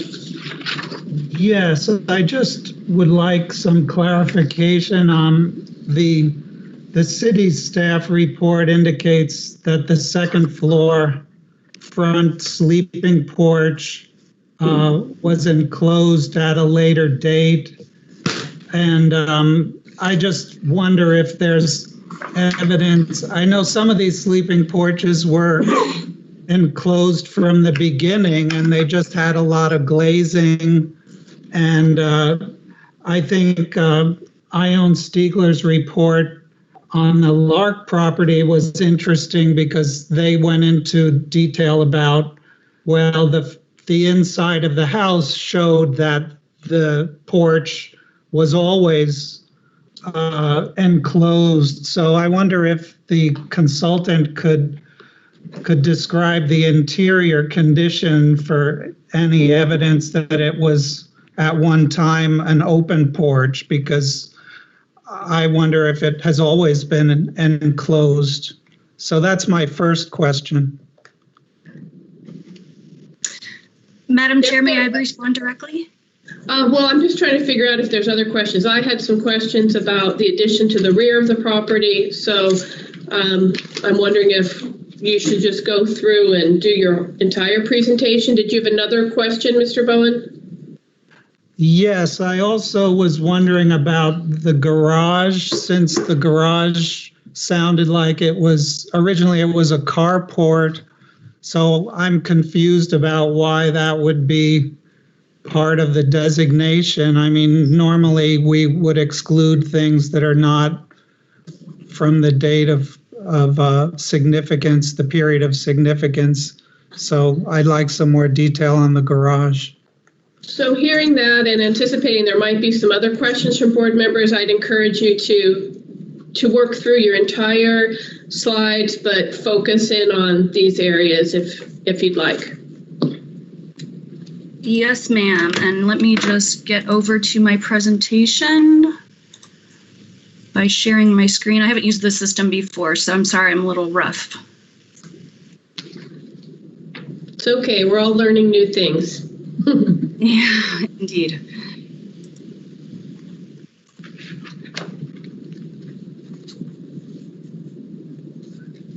I'm hoping that's showing up for you while it's pulling up. Are you seeing this presentation? It looks like a light blue screen with Historic Resources Board on it. Yes, ma'am. Okay, well, then we have it. So thank you very much for your time and the opportunity to discuss the house at 1674 Torrance Street with you today. We have, as I said, a general presentation, but it does talk about some of the things. So I will move quickly through this. We are requesting concurrence with the staff recommendation to designate under Criterion C in the craftsman style. So we'll go into a little bit more details on what that means. The construction date and the period of significance are 1913, which was earlier in the building career of Mr. A.W. Woods. It is, as we said, in the craftsman style. Mr. Woods was a prolific builder in the mid-19-teens. There are a number of documented houses in Coronado and the city of San Diego, 24 in Coronado or more, and 17 documented, so there may be more than that. And of those, 3 are designated historic. There's also a late 1912 San Diego Union article that talked about 3 homes that Mr. Woods had in Coronado under construction at that time. And it mentions that he had built 64 homes in San Diego and Coronado during just the past year and a half. So just at the end of 1911, 1912. There's also later newspaper articles that were documented in your full report that mentioned that he had built at the time of his death up to 200 homes. So certainly a prolific builder. 1674 Torrance is one of the older properties in that neighborhood and particularly on that street. This is the 1921 Sanborn map showing the properties that were there in at that time, 1674 shown in red. There's one other on the same side of the street and one across the street. So you'll see 1674 show up with the red star as I show these other properties. Again, this is 1921. This is a view of the home just 2 doors up on the same side of the street today that was also there, and it's had some modifications, as you can see. And this is the larger property right across the street, shown at left on the Sanborn map in 1921, and then today in 2020. So also, as you can see, this neighborhood has grown up around these older homes, but we feel confident that 1674 Torrance is among the oldest in that area. So the city staff report went through in detail some of the craftsman features, but we've listed them here for your consideration. And they were detailed, obviously, in your report.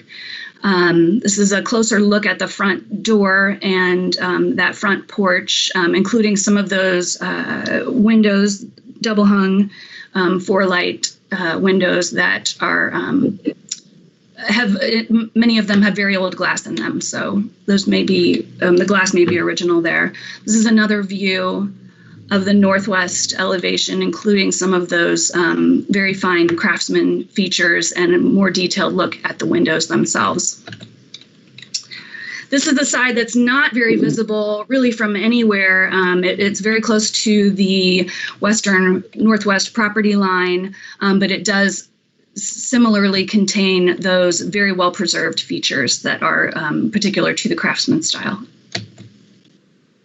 So getting into more of the known modifications that are detailed pretty clearly in your staff report, but that were also mentioned by some of the board in terms of their questions. The left photo is the east side porch that was enclosed. And I'll talk about that in a little more detail in just a moment. And then the rear facade has been modified a little bit more significantly. The addition that is circled at the top on the second story is an added dormer. And then the lower level was also modified in a way that I'll show you. So the east side porch was likely enclosed. The window that's circled in the photo at left is a new window, but it is wood and it matches stylistically. And then on the right-hand side, the windows that are there match also, as you can see, some of those windows that are on the left of the chimney, and they may be, given that inset photo at the bottom right, that may be actually an original window that was double hung at one time and has been repurposed. So we included that inset in more detail in the report. We understand, and the homeowner concurs, that this area is excluded from the designation, and we recognize and acknowledge that. This is just another view of that elevation. This is a detail of the back side of that former sleeping porch, likely, and then a replacement window that is double hung, multi-light, and consistent with all the wood windows in that area. This portion of the home is not visible from the public right-of-way. This is a little bit more detailed. This series of photos did appear in the detailed staff report. The photo that's at the upper right that you can see does show the addition of the dormer. So we know that this photo is post-2004 because we have building permits showing the documentation from that addition. The lower, because this photo on Google was not dated, we don't know exactly what date that the lower work was done to the home, but it was certainly post-2004 since we have narrowed it down based on that upper dormer. We know that the doorway was moved, that the deck and the stairs were added. The footprint of the home itself in the rear is unaltered. You can see the roof eave still in its consistent position, one based on the photo, but also based on construction techniques and the style. And none of this portion of the home is visible from the public right-of-way. This talks a little bit in more detail about the front dormer, and these are wood casement windows. I have a detail shot coming up next that shows a little bit more of the detailed framing, but I also included this September 1916 for rent ad that calls out very clearly 2 sleeping porches that are screened in. So whether or not there was glass there at any time, it's very likely that those would have been framed in some way, potentially consistent with that. And the glass is likely to have been added, but we did not find any confirmation or documentation. This is as close as we got to being very specific about what that had been previously. And city staff notes in their report that the front of the building, and particularly that area circled in red, visually reads as if it was still open to the exterior. So consistent with the historic value as a sleeping porch. So again, that ad is from 1916. So that's our documentation there. And this does show a little bit more detail on some of the framing.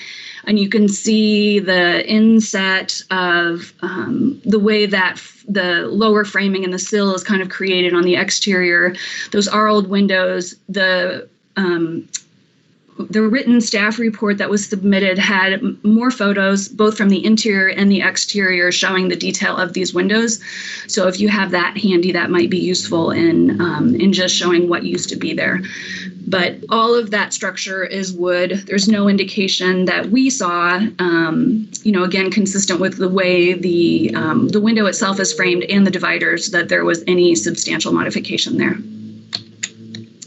And then I think Mr. Bono mentioned that some of these homes were built this way with the upper dormer enclosed. And while we don't have any documentation on this particular house, it is a designated resource in the city of Coronado, built by Andrew Watson Woods in about 1912. And it does have a similar dormer structure with windows that certainly appear to be appropriate to the age of the house. And then the construction style, type, materials is certainly similar to 1674 Torrance that you're considering today. It also shows a relatively similar side porch. There was not a lot of additional research done on this, but because the home was so similar, we wanted to include it today in the presentation.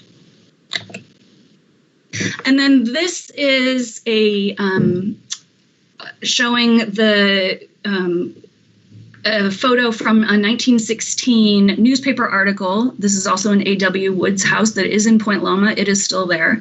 But as you can see, the construction of that side porch looks pretty similar to what the condition is of the A.W. Wood's house today at 1674 Torrance. So we wanted to include this as well. Those images are in your full staff report for your consideration.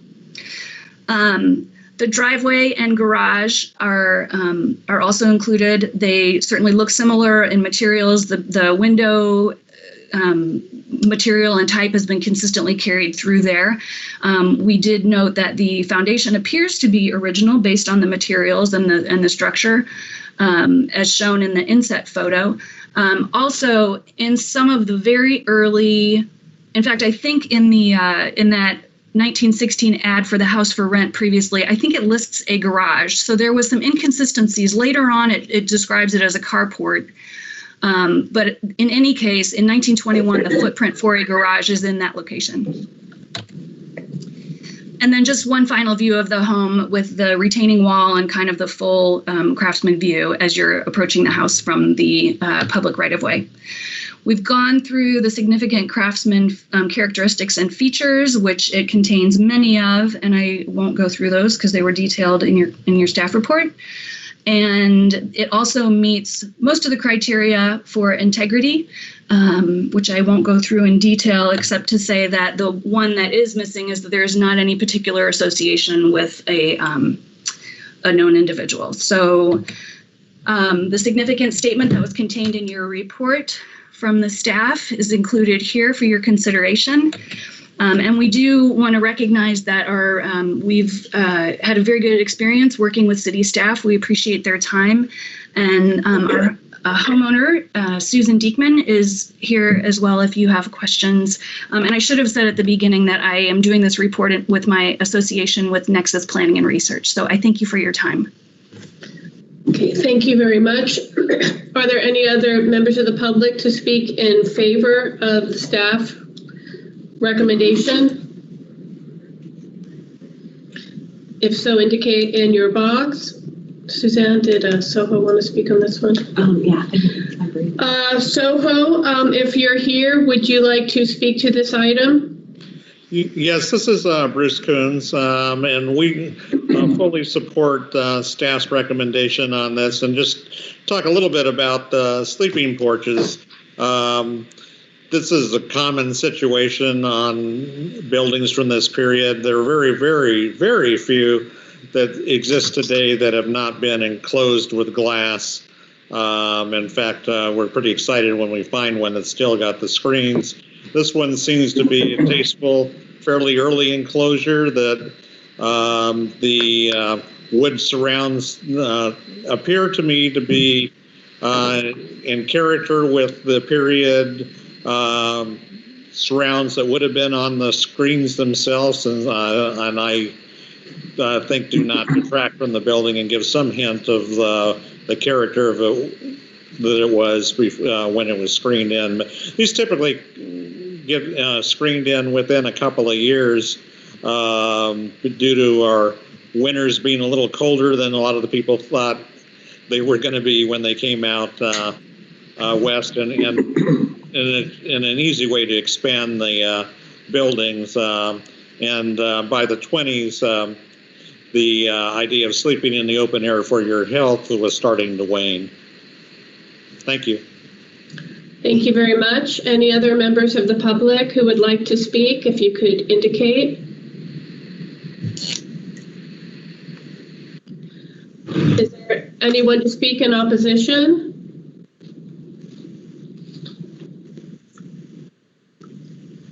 seeing none, I will close the public testimony and open it for board comments. Mr. Bowen, did you want to start since you pulled the item?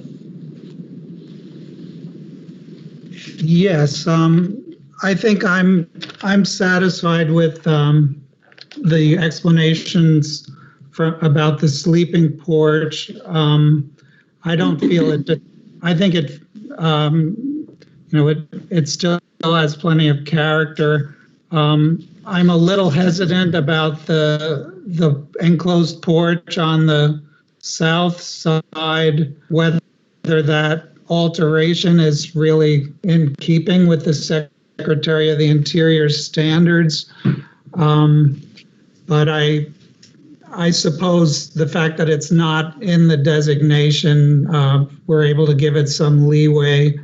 So in conclusion, I feel I could support the staff's recommendation. Okay, thank you. Board Member Harleman? I support staff's recommendation. Board Member Pittman? I support staff's recommendation as well. Board Member Stankowski? I support staff's recommendation. Board Member Winter? As do I. Board Member Woods? I do as well. Okay. For me, I had a question for staff on the changes to the south and the rear of the property. Did those go through staff review? They did not. They were done, I believe, before the over 45 review, as we know it today, was put into place. So staff was not able to review those for consistency with the standards. Okay. For those, I don't know if everybody heard that, but these did not come through staff because at that time they were not doing the 45-year review for consistency with the standards. They were doing it, but not as we do it today. So it was a little bit different. All right. Thank you for that clarification. I have a great empathy for our older structures, and I can tell that the owners have a lot of care for the structure. But for me, the additions on the side and the rear without the windows, as much as I aesthetically like this structure, I will not be supporting it. There's been a lack of differentiation on some of them, on some of the changes, and too much differentiation in other ways that it kind of doesn't read as a whole to me anymore. So I will not be supporting staff recommendation. Any other comments of our board members?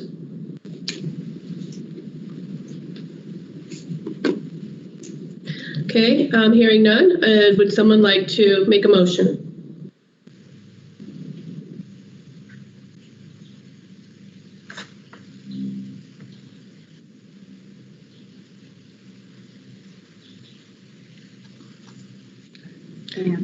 A long COVID pause here. Anyone? I'll move staff's recommendation. Okay, thank you, Mr. Pittman. Is there a second? Dr. Wood seconded. Any other board comment? Okay, seeing none, I will go down the names again. Those in support of the motion, Board Member Bowen? Yes. Board Member Harleman? Yes. Board Member Pittman? Yes. Board Member Stankowski? Yes. Board Member Winter? Yes. Board Member Woods? Yes. And Board Member Coyle, no. This item carries.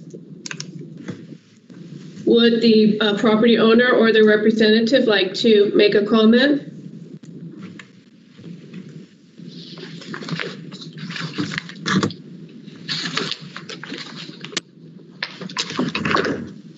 This is Susan Diekman, owner of the property. Go ahead. Welcome. Thank you. Yes, my husband and I are very excited to take care of this precious asset that we have in Mission Hills. We appreciate staff's time along with your time during these tough times. And so we will take care of our precious asset, our precious historical asset. Thank you very much. Thank you. All right, next up is item number 12, the Nora Connell Allen Hilton Spec House number 1. We have staff changing in the room right now.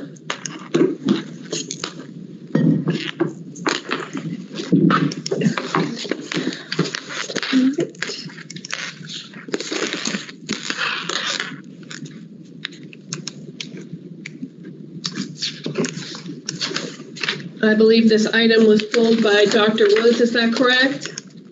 No? I believe. No, it was me, Todd.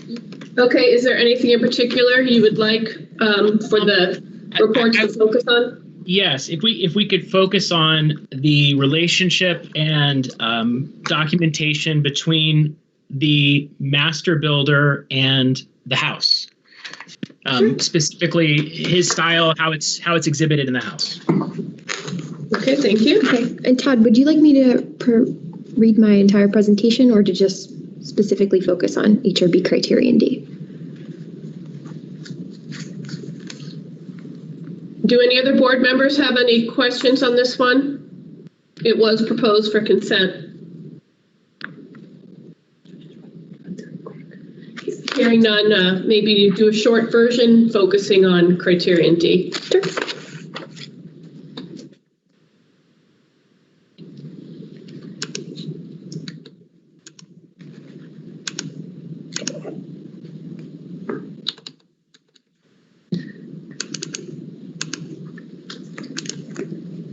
We are getting our slides up on the board.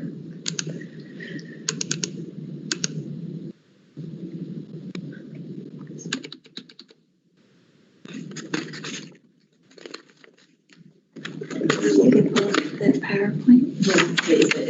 Yeah. Let me reload it.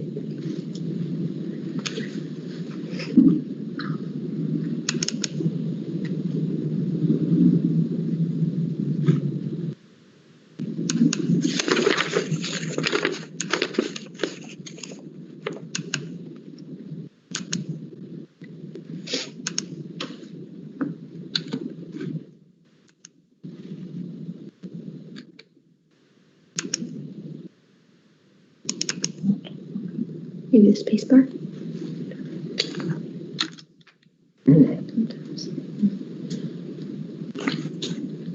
Why is it not working?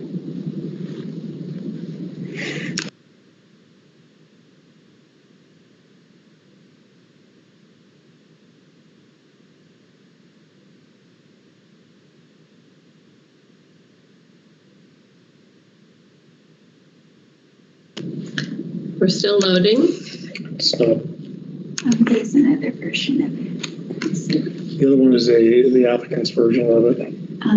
There's one in the actual PowerPoint folder. Okay. How do you want to proceed?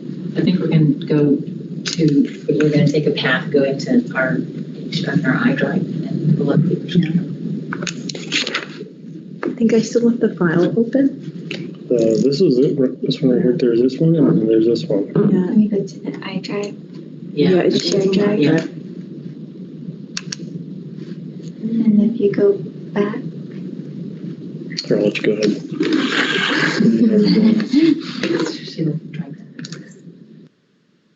Thank you for your patience. We'll get this loaded very soon.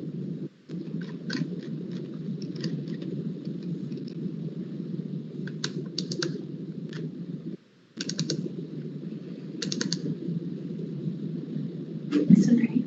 Yeah. Yep. Okay, click on that. Okay. Then you should probably be able to do that one.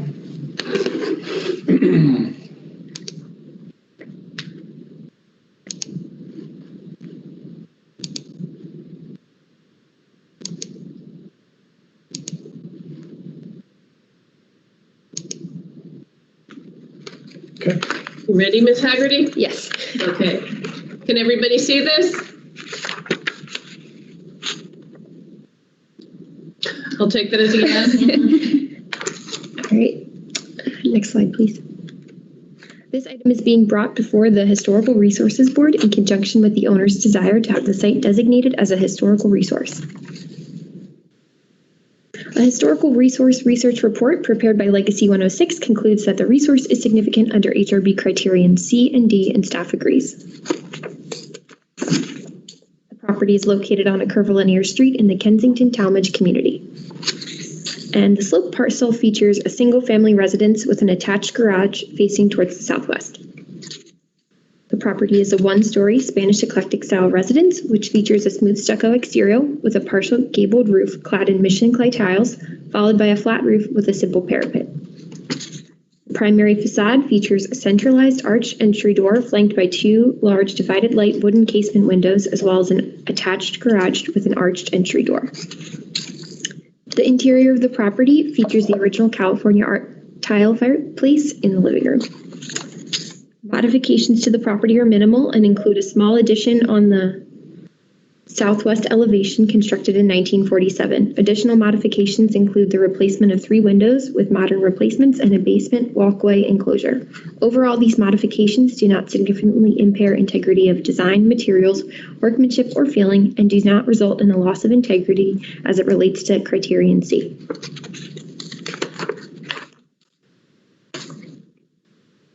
The resource embodies the distinctive characteristics through the retention of character-defining features of the Spanish eclectic style and retains a good level of architectural integrity from its 1927 period of significance.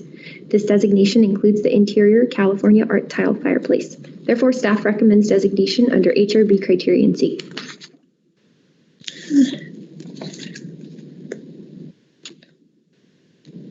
Can you go back to the prior slide? That's an error on my end. That should say recommendation under HRB Criterion D. When applying HRB Criterion D, a resource must express a particular phase in development of the master's career, and staff finds this property to be notable as an early example of Alan Hilton's work in San Diego. Specifically, the property, despite its modest size, depicts his attention to detail in the Spanish eclectic style through the use of hand-troweled smooth stucco, large divided light wood windows, Michelin clay tiles, and a recessed arch entryway. Therefore, staff recommends designation under HRB Criterion D. This concludes staff's report. Thank you. Thank you very much. Emma, are there anyone to speak in favor of the staff recommendation? Legacy 106, I see Mr. May is here. You may proceed.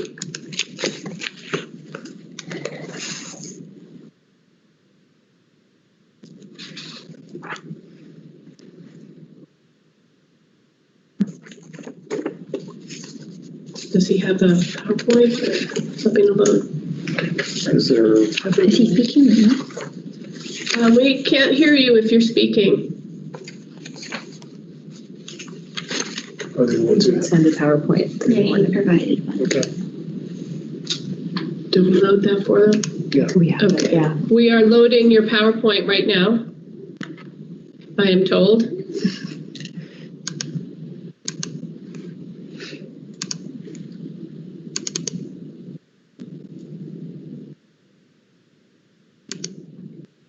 But we cannot hear you if you're here. Mr. May, can you hear us?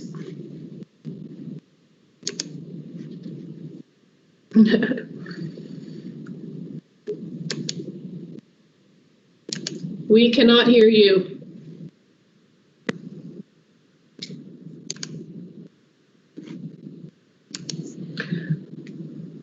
I believe we could hear you earlier when you tested. I would recommend that they call in. Staff may have a recommendation for you to call in on a call-in line. Does somebody have that number they could pull up? Yeah. Can we maybe enter Or it in the chat? we'll put it in the chat box for you. Yeah, it's a call number.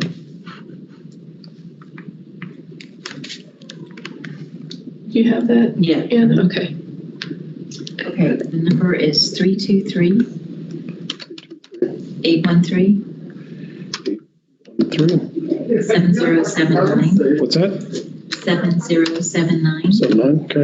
And then the conference ID number is 708-777. And then 350 pound. 350 pound. Correct.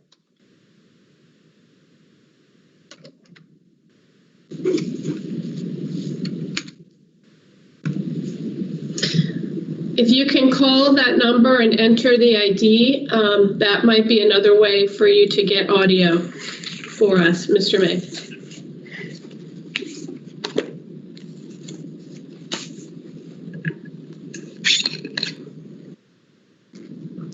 In the meantime, I see that Ms. Stiegler has her hand up. I assume that she doesn't have a question. Yeah. That was an old hand. Just checking. Don't want to make any assumptions.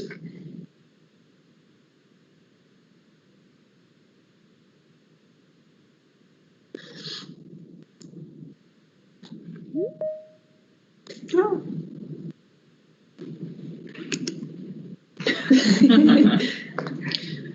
Mr. May, are you able to hear us? Can you hear me? I can hear Yes, you. I can. Ron May, Legacy 106. Is now joining. Great. How much time do you need, Mr. May? Can you hear me now? I can. All right. So I guess the first, let me first say, go to page hold 40. on a second. I hate to say this because I don't want to make it bad, but there's quite a bit of an echo. So I don't know if you've got a way not to mute the line you just called in, but to mute another line you may have open. I don't want to jinx it, but Mute your computer. Yeah, it's the computer. Do you hear me now? yes, thank you. All right. So what I wanted to say, I have some slides, but go to page 46 of the report. That's the notice of completion. And that shows how Laura Connell hired Alan H. Hilton to build the house. The first question was, how did we establish that Hilton built the house? Well, it's a notice of completion. And also, I've worked on other Alan Hilton houses. One is in the report. You still hearing me? Yes. Well, we can hear you. There's just a pronounced echo. Mute the computer. I want to say that when the last speaker turned on her 29 slides, we had a large audio backup on this side, and it affected our ability to hear and participate. I'm not sure why it's not. Let me just. Have you muted your computer? Yes. No, we've muted the speakers, everything. We're just talking on the cell phone.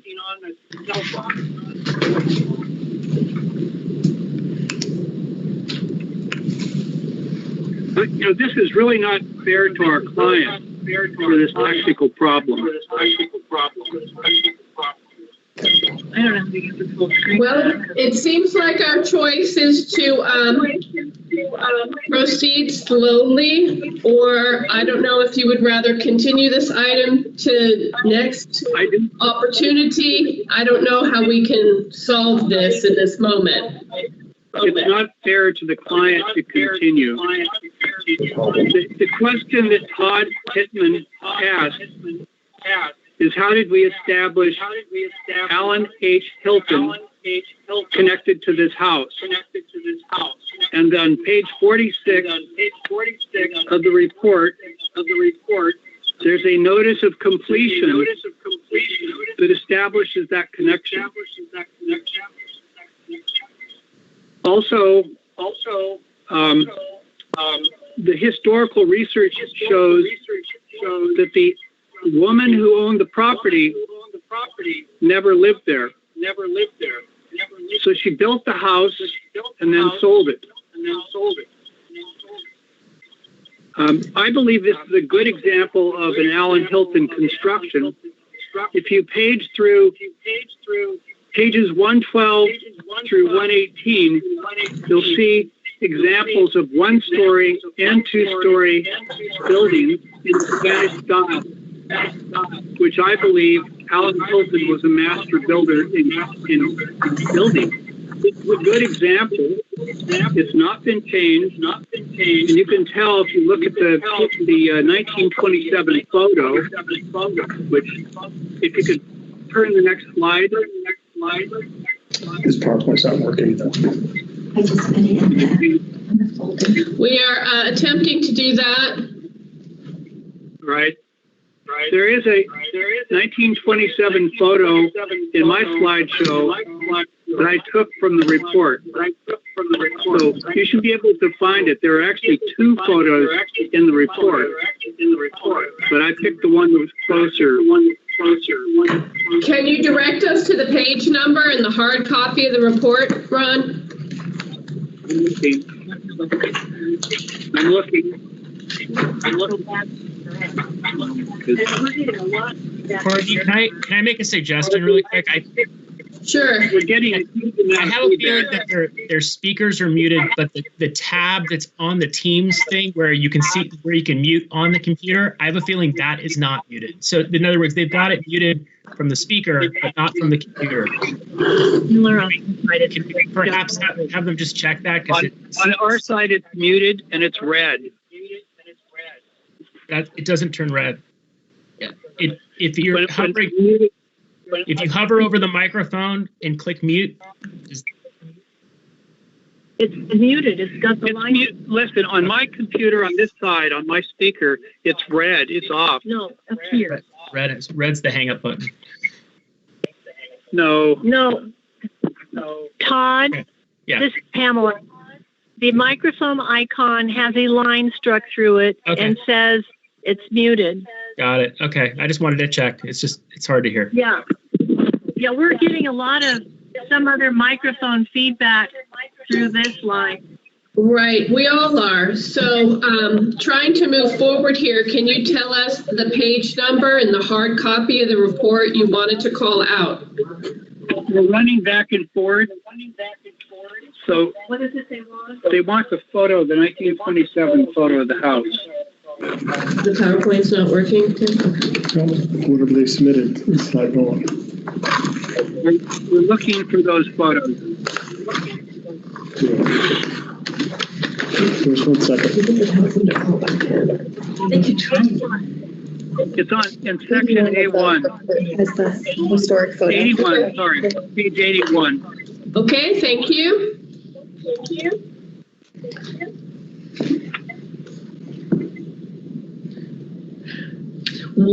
What did you want to tell us about that image? We have it here in our reports.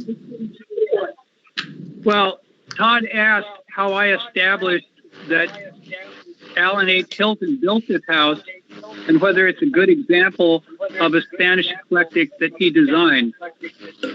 I believe it's a better example of his work than the bungalow courthouses that are also in the report. And it's a single-family residence as opposed to a bungalow court. PowerPoint, yeah.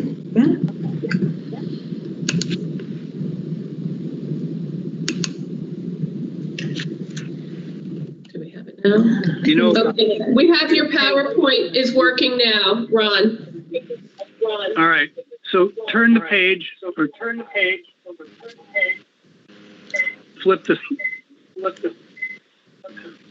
Change the slide.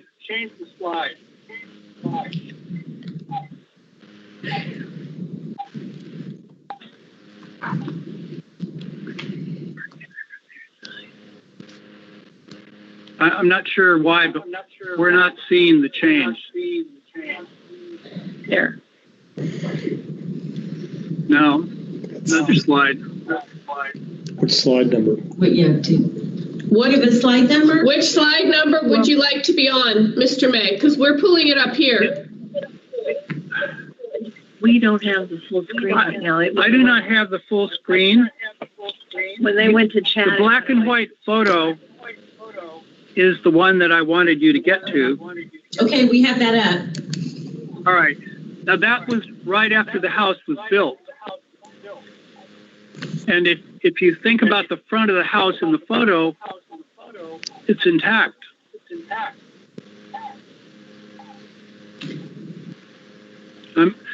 Todd, what else can I provide for you that's evident? Yeah, I see the association with Hilton. The reason that I had the question was that I'm familiar with several houses that look almost identical to this one and are not designed by him. So I'm just questioning the design credit, meaning he could have constructed it, but did he design it? It's probably a nuance. He's not a master designer. He's a master builder. But maybe the question is for staff. Can I ask a staff question, Suzanne? Yes, you may. So if somebody is a master builder, the way I understand master builder is that in some cases you'd have somebody who was designing homes like before there were architectural license or before it was common for people to have architectural license, and they actually had oversight over design.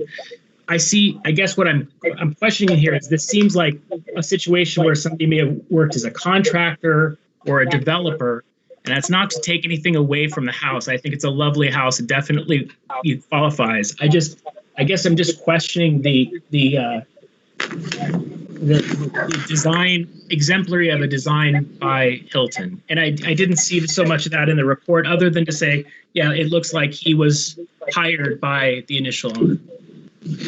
And I can certainly weigh in on this and just take the information I have, and I think I'll be fine for what it's worth. I would just like to add to that many houses built in San Diego were the designs that they bought from catalog books. Right. And master builders build those buildings. I agree. And in the past, the city has accepted if it's a master builder who built it, they took the plans from a catalog book, and that work has still been their work, and therefore the houses were designated in that way. If you're saying that a master builder doesn't count, if he didn't design the building, then I think you're confusing a master builder and a master designer. Okay, I don't want the back and forth to continue. I think you both made your point. I think staff has a comment. Ms. Haggerty, did you want to make a comment? Sure. The reason I was recommending under Criterion D was for the information that we found in the report, specifically within the notice of completion, which says that A.H. Hilton for the erection and construction. And since he is a master builder, we found that it was eligible under that criteria based off this information. Can I, and I'm just going to piggyback off of that to kind of address what Todd asked. So under Criterion D, you can, Criterion D covers master builder, designer, architect, engineer, and landscape architect. It covers a variety of things.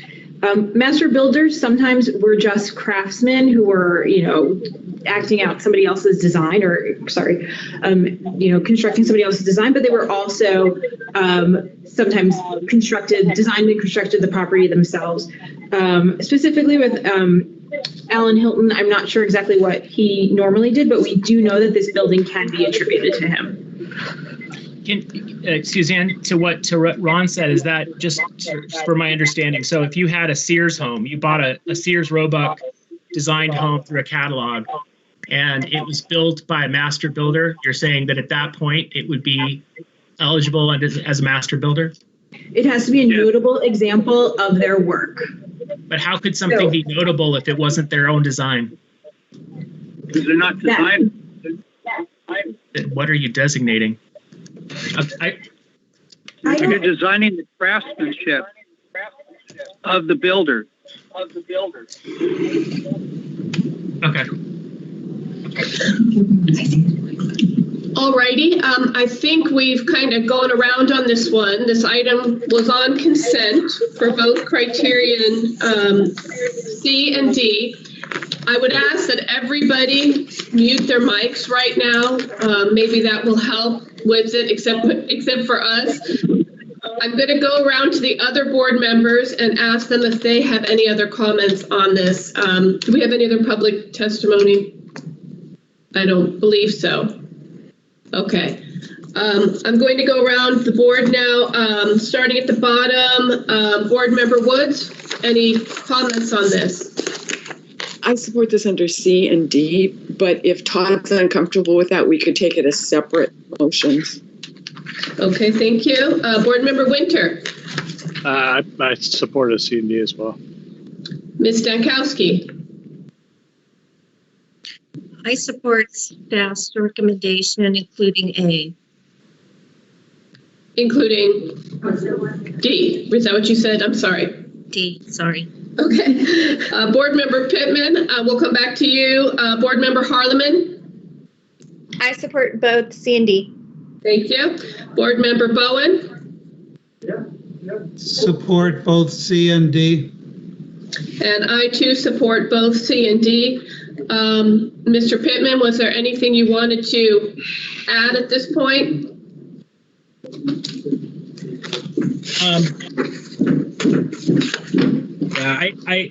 I'm going to stick to not D. The reason that I am going to say is that I think that the way I understand it is if somebody's craftsmanship is evident in the construction of the building, then it would be eligible under D. I have nothing in front of me within this report that says that A.H. Hilton was the person who built the building. It suggests that he contracted or developed the building, but it doesn't say that he crafted the detailing or did something that would allow me to recognize the hand of a master. Okay, so hearing that, would someone like to put a motion on the floor? I would be inclined to hear a motion to move both C and D affirmatively. If someone would like to make that motion.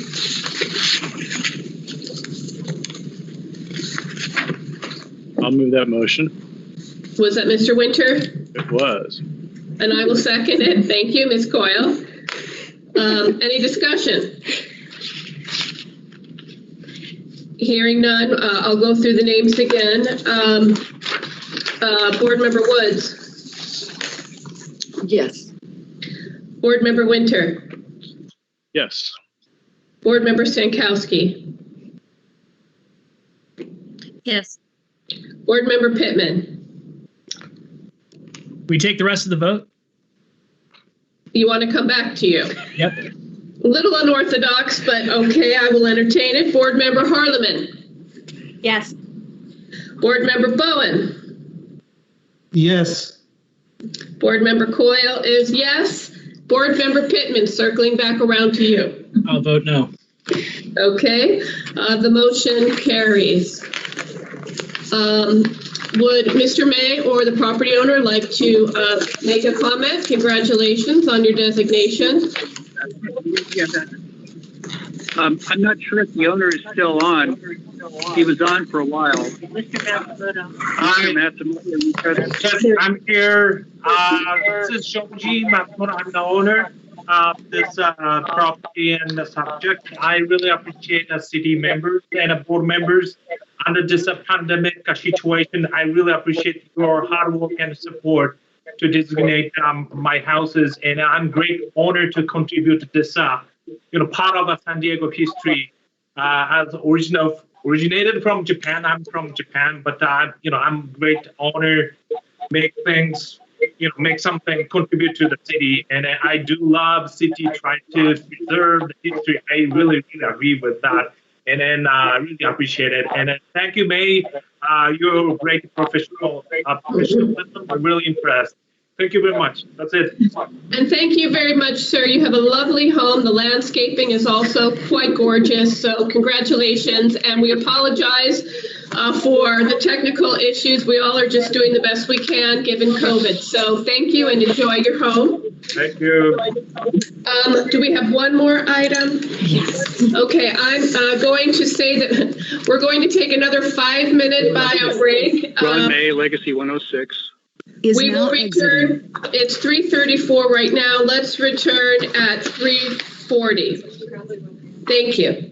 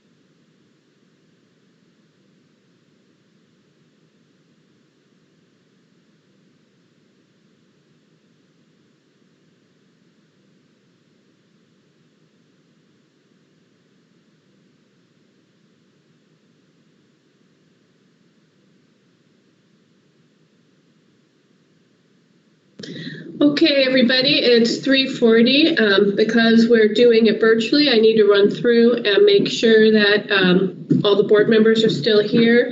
I see Board Member Bowen, Board Member Harleman, I see you, Board Member Pittman, Board Member Stankowski, are you present? You are, I see you. Board Member Winter, are you present? I can come back to you. Board Member Woods, I see you and I am here. Mr. Winter, are you there?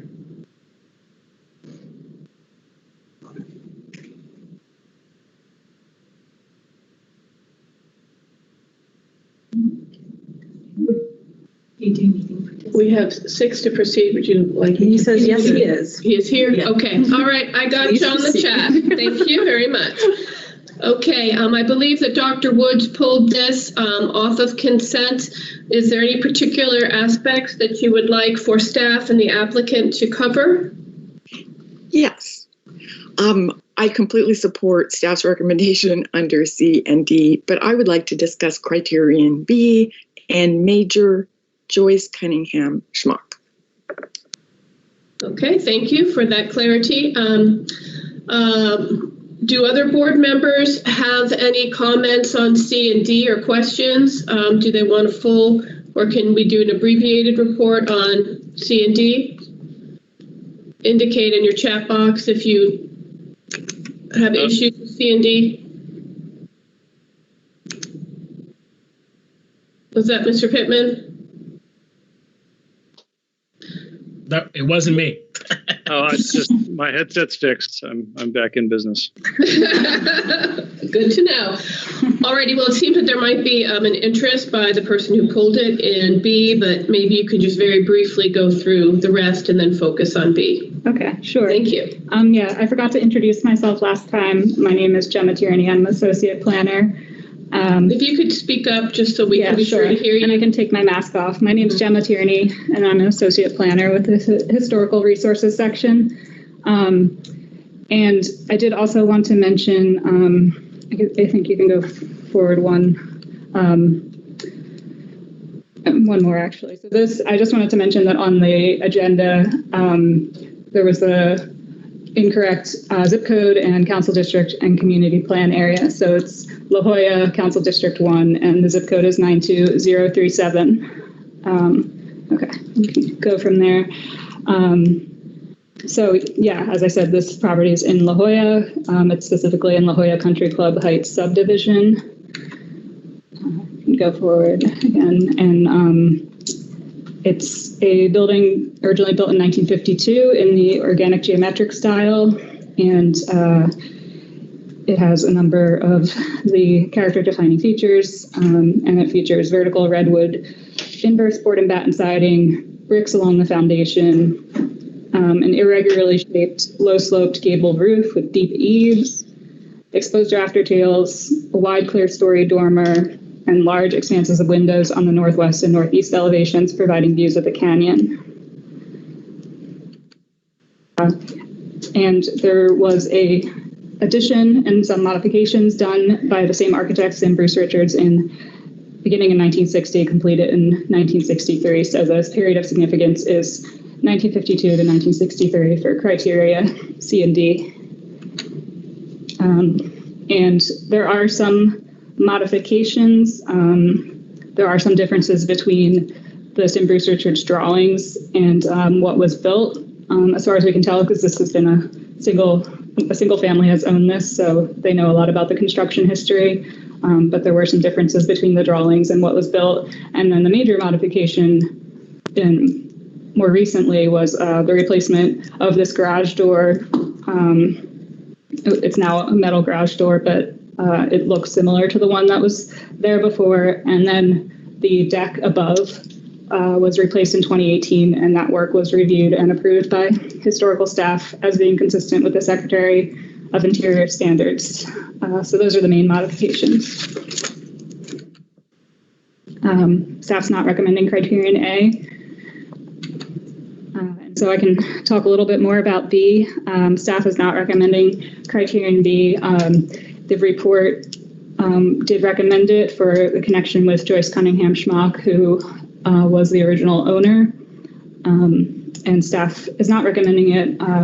So she was part of a pioneering group, was in the very first class of the Women's Auxiliary. I forget what the C stands for, but Women's Auxiliary Troops trainees. And this took place in the 1940s before she lived at the subject resource. And during that time, she did a lot of recruiting in San Diego. So she was significant in increasing the numbers of WAC trainees and doing that specifically in San Diego. But that took place before her time living at the house. And when she lived at the house, the report recommends a period of significance of 1952 to 56, which is when she worked at the Fort Rosecrans training camp. But staff found that this did not indicate that she was more significant than other women early WAC enlistees from the San Diego area. So that was the reasoning for not recommending B.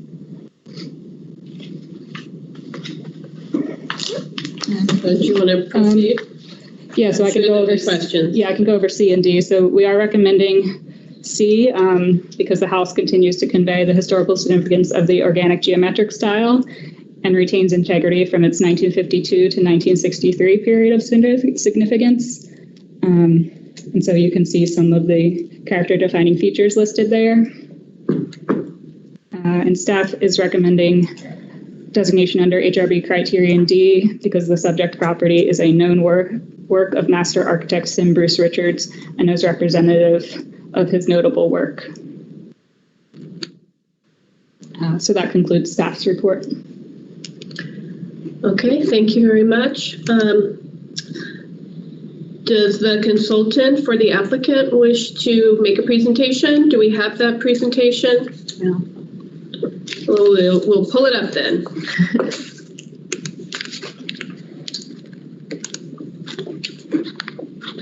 I can also screen share if that's easier or more efficient. I have it ready. Yeah, she wants to screen share. Yeah. All right, I'll go ahead and get started. Okay, thank you. Please do. We are getting a little bit of feedback again, so I would recommend anybody who is on mute or anybody who's not speaking, please be on mute. There should only be one person with their mic open. Okay, I have it up. Can you all see it? No, you cannot. Let me get it going here. Now we go. We can hear you though, very well. Okay. We are now up. Okay, great. Hello, my name is Wendy Tinsley Becker. I'm with Urbana Preservation and Planning. Our firm prepared the evaluation package for this property. Jonathan Schmock, the property owner, is also listening in. I know that he's been on the line for a while, so hopefully he's still with us. I'm sure he is. Anyway, we had proposed designation of this property under 3 criterion, 7345 Remley Place, designed for Jonathan's parents, Donald and Joyce Schmock, by master architect Sim Bruce Richards. Here is a front street elevation view of the property today. As staff already indicated, staff is supporting designation under Criterion C and D, representing the organic geometric style and the work of master architect. The period of significance is 1952 through 1963.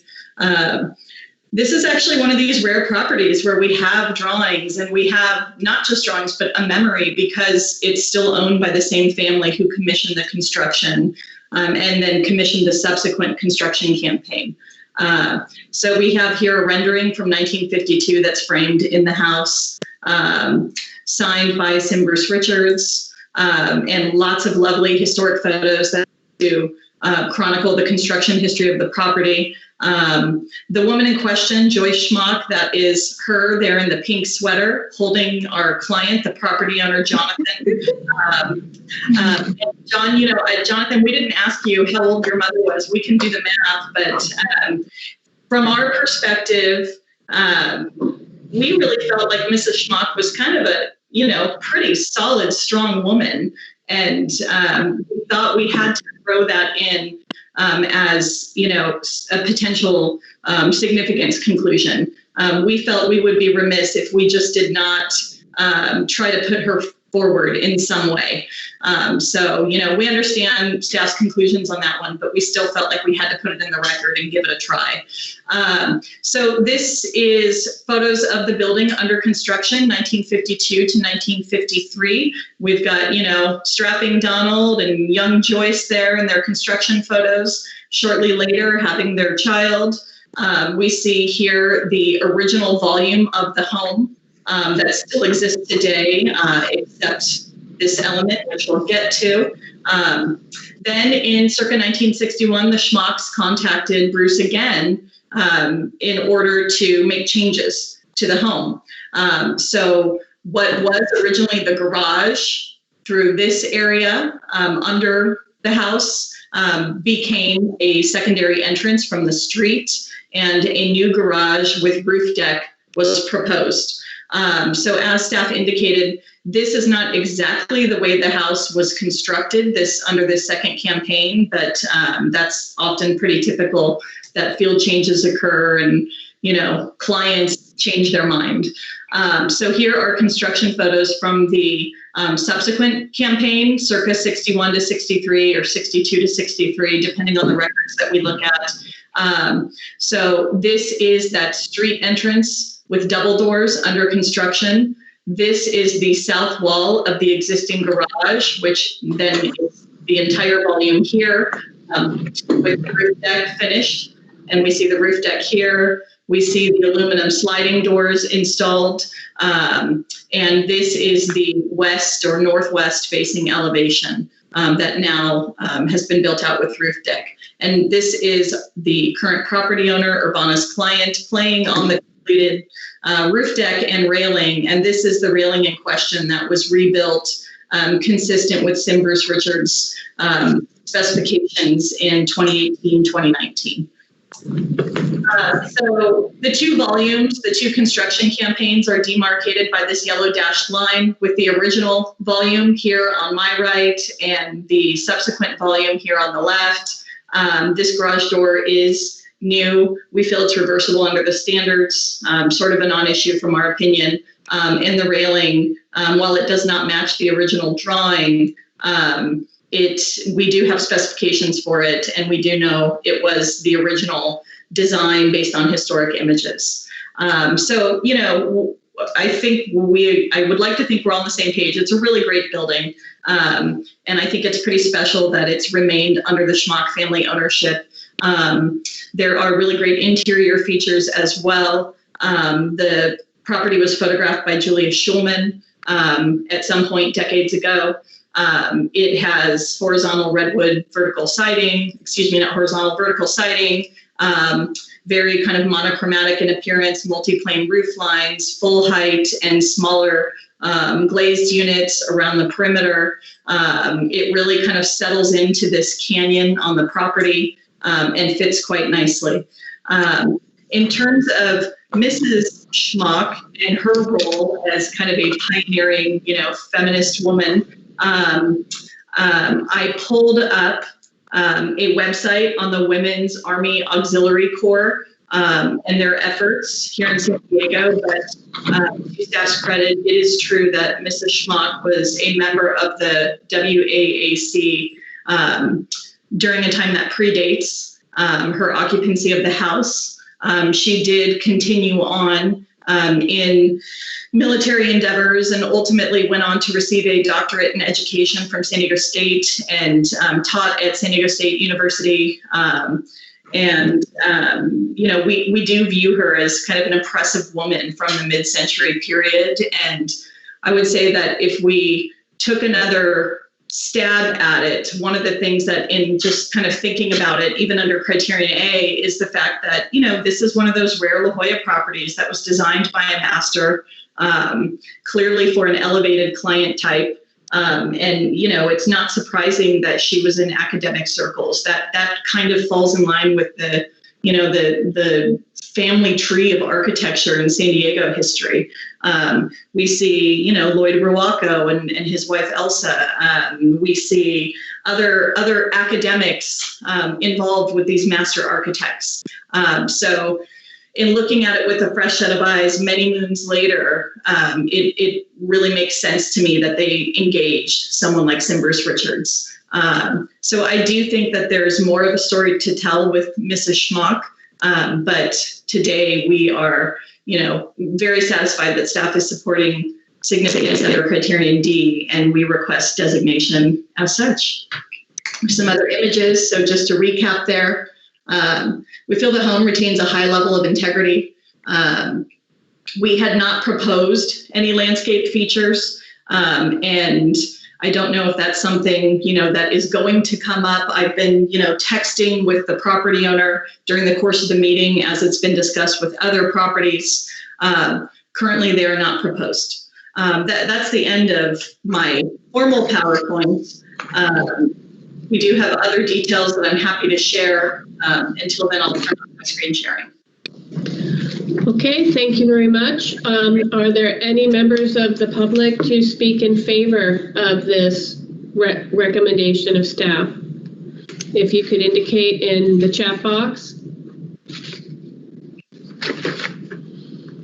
I believe that Soho did want to, they told staff they might want to speak on the items. So Soho, if you're here. Hi, this is Bruce Coons from Soho. We support staff recommendation on C and D, and we probably would support, or most likely would support, if there was more information on B and their time in the house. Seems like a worthy person of interest. Thank you. Okay, thank you very much. Any other members of the public in support? Any members of the public in opposition? Hearing none, we will close public testimony and go into board discussion. Ms. Woods, you pulled it. Would you like to start? I realize there's not a lot of information about Major Schmock in the report, but what's here is just really compelling, I think, that, she was one of the first group of women officer candidates in 1942. She says she's signed up for the military because her mother didn't have any sons to send into the war. I realize that's before the time that she was in the House, but, the House was beginning in 1952, and here we have two pictures of her surrounded by other lieutenant colonels and important military men from 1952, one from the San Diego Union, one from Military News. I don't know how many women majors there were in the military. Her period of significance, I think, suggested was 1952 to 1956. I don't know how many women majors there were in the military then, but I think she's exceptional, and I think she should be recognized in some way. So I have two suggestions, and you can throw them both out. Okay, one is we designate the house under Criterion B, and then if people think that the information is insufficient, the thought that crossed my mind might have to do with the naming of the house. I know that sometimes we include military titles in the name. Now, her husband, I hate to cut him out, he was a lieutenant commander. So I don't know if then we get a very long title. Lieutenant Commander Donald and Major Joyce Schmock. At least then her military rank would be actually kind of visible from the street if people looked at the bronze plaque. So those were my thoughts. Well, those are interesting thoughts, Dr. Woods. I'd like to ask the consultant, how would you think your client feel about amending the name if we were able to do that? I think he would be thrilled. When we sent him this package, when it was initially completed, he was really enthusiastic that we had suggested, his mom was someone of importance in local history. So I think he would have no objections to that. And, also in terms of referencing his dad's role as a lieutenant commander, I think he would be thrilled. Okay, thank you very much. Anything else to add to that, Dr. Woods? Or no? Okay. Board Member Winter. Hey, sorry. You got me? Can you hear me? Yes, we can hear you. I'm having a slight technical difficulty, and I may have to switch to my phone in a second. But yeah, I think that obviously the house is great and all that. I defer to everyone else on the naming piece, and I support it if that's the way we wanted to go. I think that's would be appropriate. Okay, thank you. Board Member Stankowski. I was curious about the large Norfolk pine. Obviously, it wasn't there when they were building the house, but I don't know when it was planted. I don't know if that should be included. But having two parents who served in the military, my mother was an Army WAC, a nurse. I think her name should be included in the funding of the property. It was a little hard to hear you. Cindy, you said you thought that it would be appropriate to recognize her rank in the naming. Is that correct? Correct. Okay, thank you. Question on the star pine, as we call them in La Jolla. I did note in one of the images that showed your client kind of up on the rail that the star pine was already there. Is there a reason not to include the star pine, or is staff going to tell me it's automatically included? There is no reason from our perspective or from the property owner's perspective to exclude it. I just was texting with him again, and he said it's not a problem. I advise that I don't see any issues. I don't anticipate any concerns about including the star pine. In looking at the historic photos, the star pine looks to date to the second construction campaign. And in fact, Mr. Schmock just stated that it was about 6 feet tall when they planted it. So he remembers it being planted. And, we definitely have the evidence to date it to the second construction campaign. So I do think it falls within the period of significance. Okay, thank you very much. Board Member Pittman.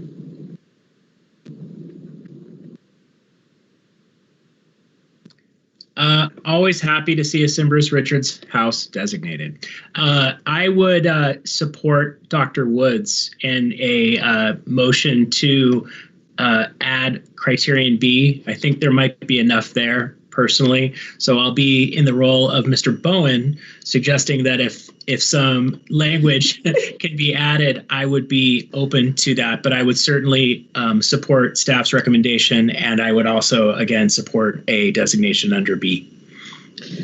And just to follow on what Mr. Pittman said, we're working on a nomination right now, which also is an organic mid-century modern that is associated with the academic husband and wife of the time period. And I think that there is a lot to be said for that and that development with the academics and the more contemporary designers.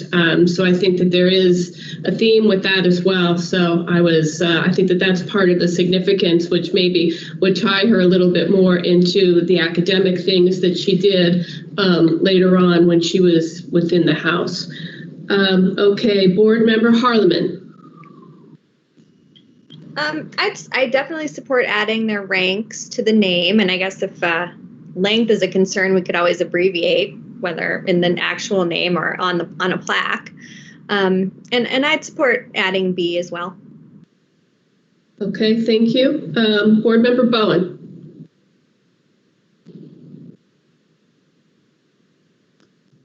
Yes, I like very much the idea of acknowledging her role in changing the title of the designated property. One thing I think the staff has recommended in the past is just so we can get a designation done. I think they've told us, well, if you wanted to add another reason for designation, you can do so with some additional documentation. I don't know there's enough here, especially with the period of significance. I'm not sure I could support designating it under B at the present time. I do like the idea of including these properties are so fascinating with the integration of plant materials, and so some acknowledgement of the star pine I think would be great. I think we did that in another organic property up in La Jolla a couple of years ago, I think. So I would be in support of that. One question I had for the consultant, I loved the copy you had from the exhibition of the San Diego Museum of Natural History. I just wondered if you know who wrote that. It was a very amusing and sort of personal take on Richard's work. I don't know, but I can look it up for you and send an email out to staff. Thanks, I'd appreciate that. So yeah, I think that's where I am on this one. Thanks. Okay, thank you very much. I support it under C and D. I support the name change. I'm a little on the fence on B. Just think that there could be more here. So I'm not quite sure how Dr. Woods and Mr. Pittman, if they were going to be the maker and the seconder, how they want to proceed. But I would want to see the star pine referenced. And I did have one question or comment for the consultant. Is on table 2. You've got a listing of properties built or attributed to Sim Bruce Richards. And I believe there's one at 1650 Kearsarge Road in La Jolla below this one that maybe needs to be looked at and added to this list. These lists are so important that, if we can be all-inclusive and make it a better record moving forward, that helps everybody. So that's my only comments, the consultant. So how would you like to proceed, Dr. Woods? Do you want to take a 5-minute break and collect your thoughts, or do you want to move forward in a way supporting C and D in the name change, or do you need a little bit of time to think through a motion on B? I had a tentative motion written, but I'm not sure from the sound of it as though it would earn 6 votes. So perhaps I could just make a motion to designate the resource under C and D, specifying that the official name include the military rank of both Donald and Joyce Schmock. Okay, we may need to let Mr. Winter back in the room. Remember, he was having a little phone issue. It looks like we may need to add him back in, and you may need to repeat your motion. Just please bear with us. Oh, hey, I heard that, guys. Sorry. You're in? No one let me in chat room, so I'm still on my regular headset, but I'm about to switch. I didn't hear that. I do support it. Okay, good to know. All right. Thank you for being patient, everybody. Okay, so are you satisfied with that, Dr. Woods? Yes? You satisfied with your motion? Yes. Okay. Is there a second? I'll second that. Wait, can we just clarify that motion? That was staff's. With the star pine. It was C and D, staff's recommendation with the star pine and with the change to the name to recognize their ranks, both owners' ranks. Is that correct, Dr. Woods? Yes. Okay. All right. And was there a second by Mr. Winter? Yep. Okay. Awesome. All righty. So, Mr. Bowen, do you support this motion? Yes, I do. Thank you. Board Member Harleman. Yes. Board Member Pittman. Yep. Board Member Stankowski. Yes. Board Member Winter. Yes. Board Member Woods. Yes. And Board Member Coyle is yes, so that motion carries unanimously. Congratulations. Would the owner or the consultant like to say anything?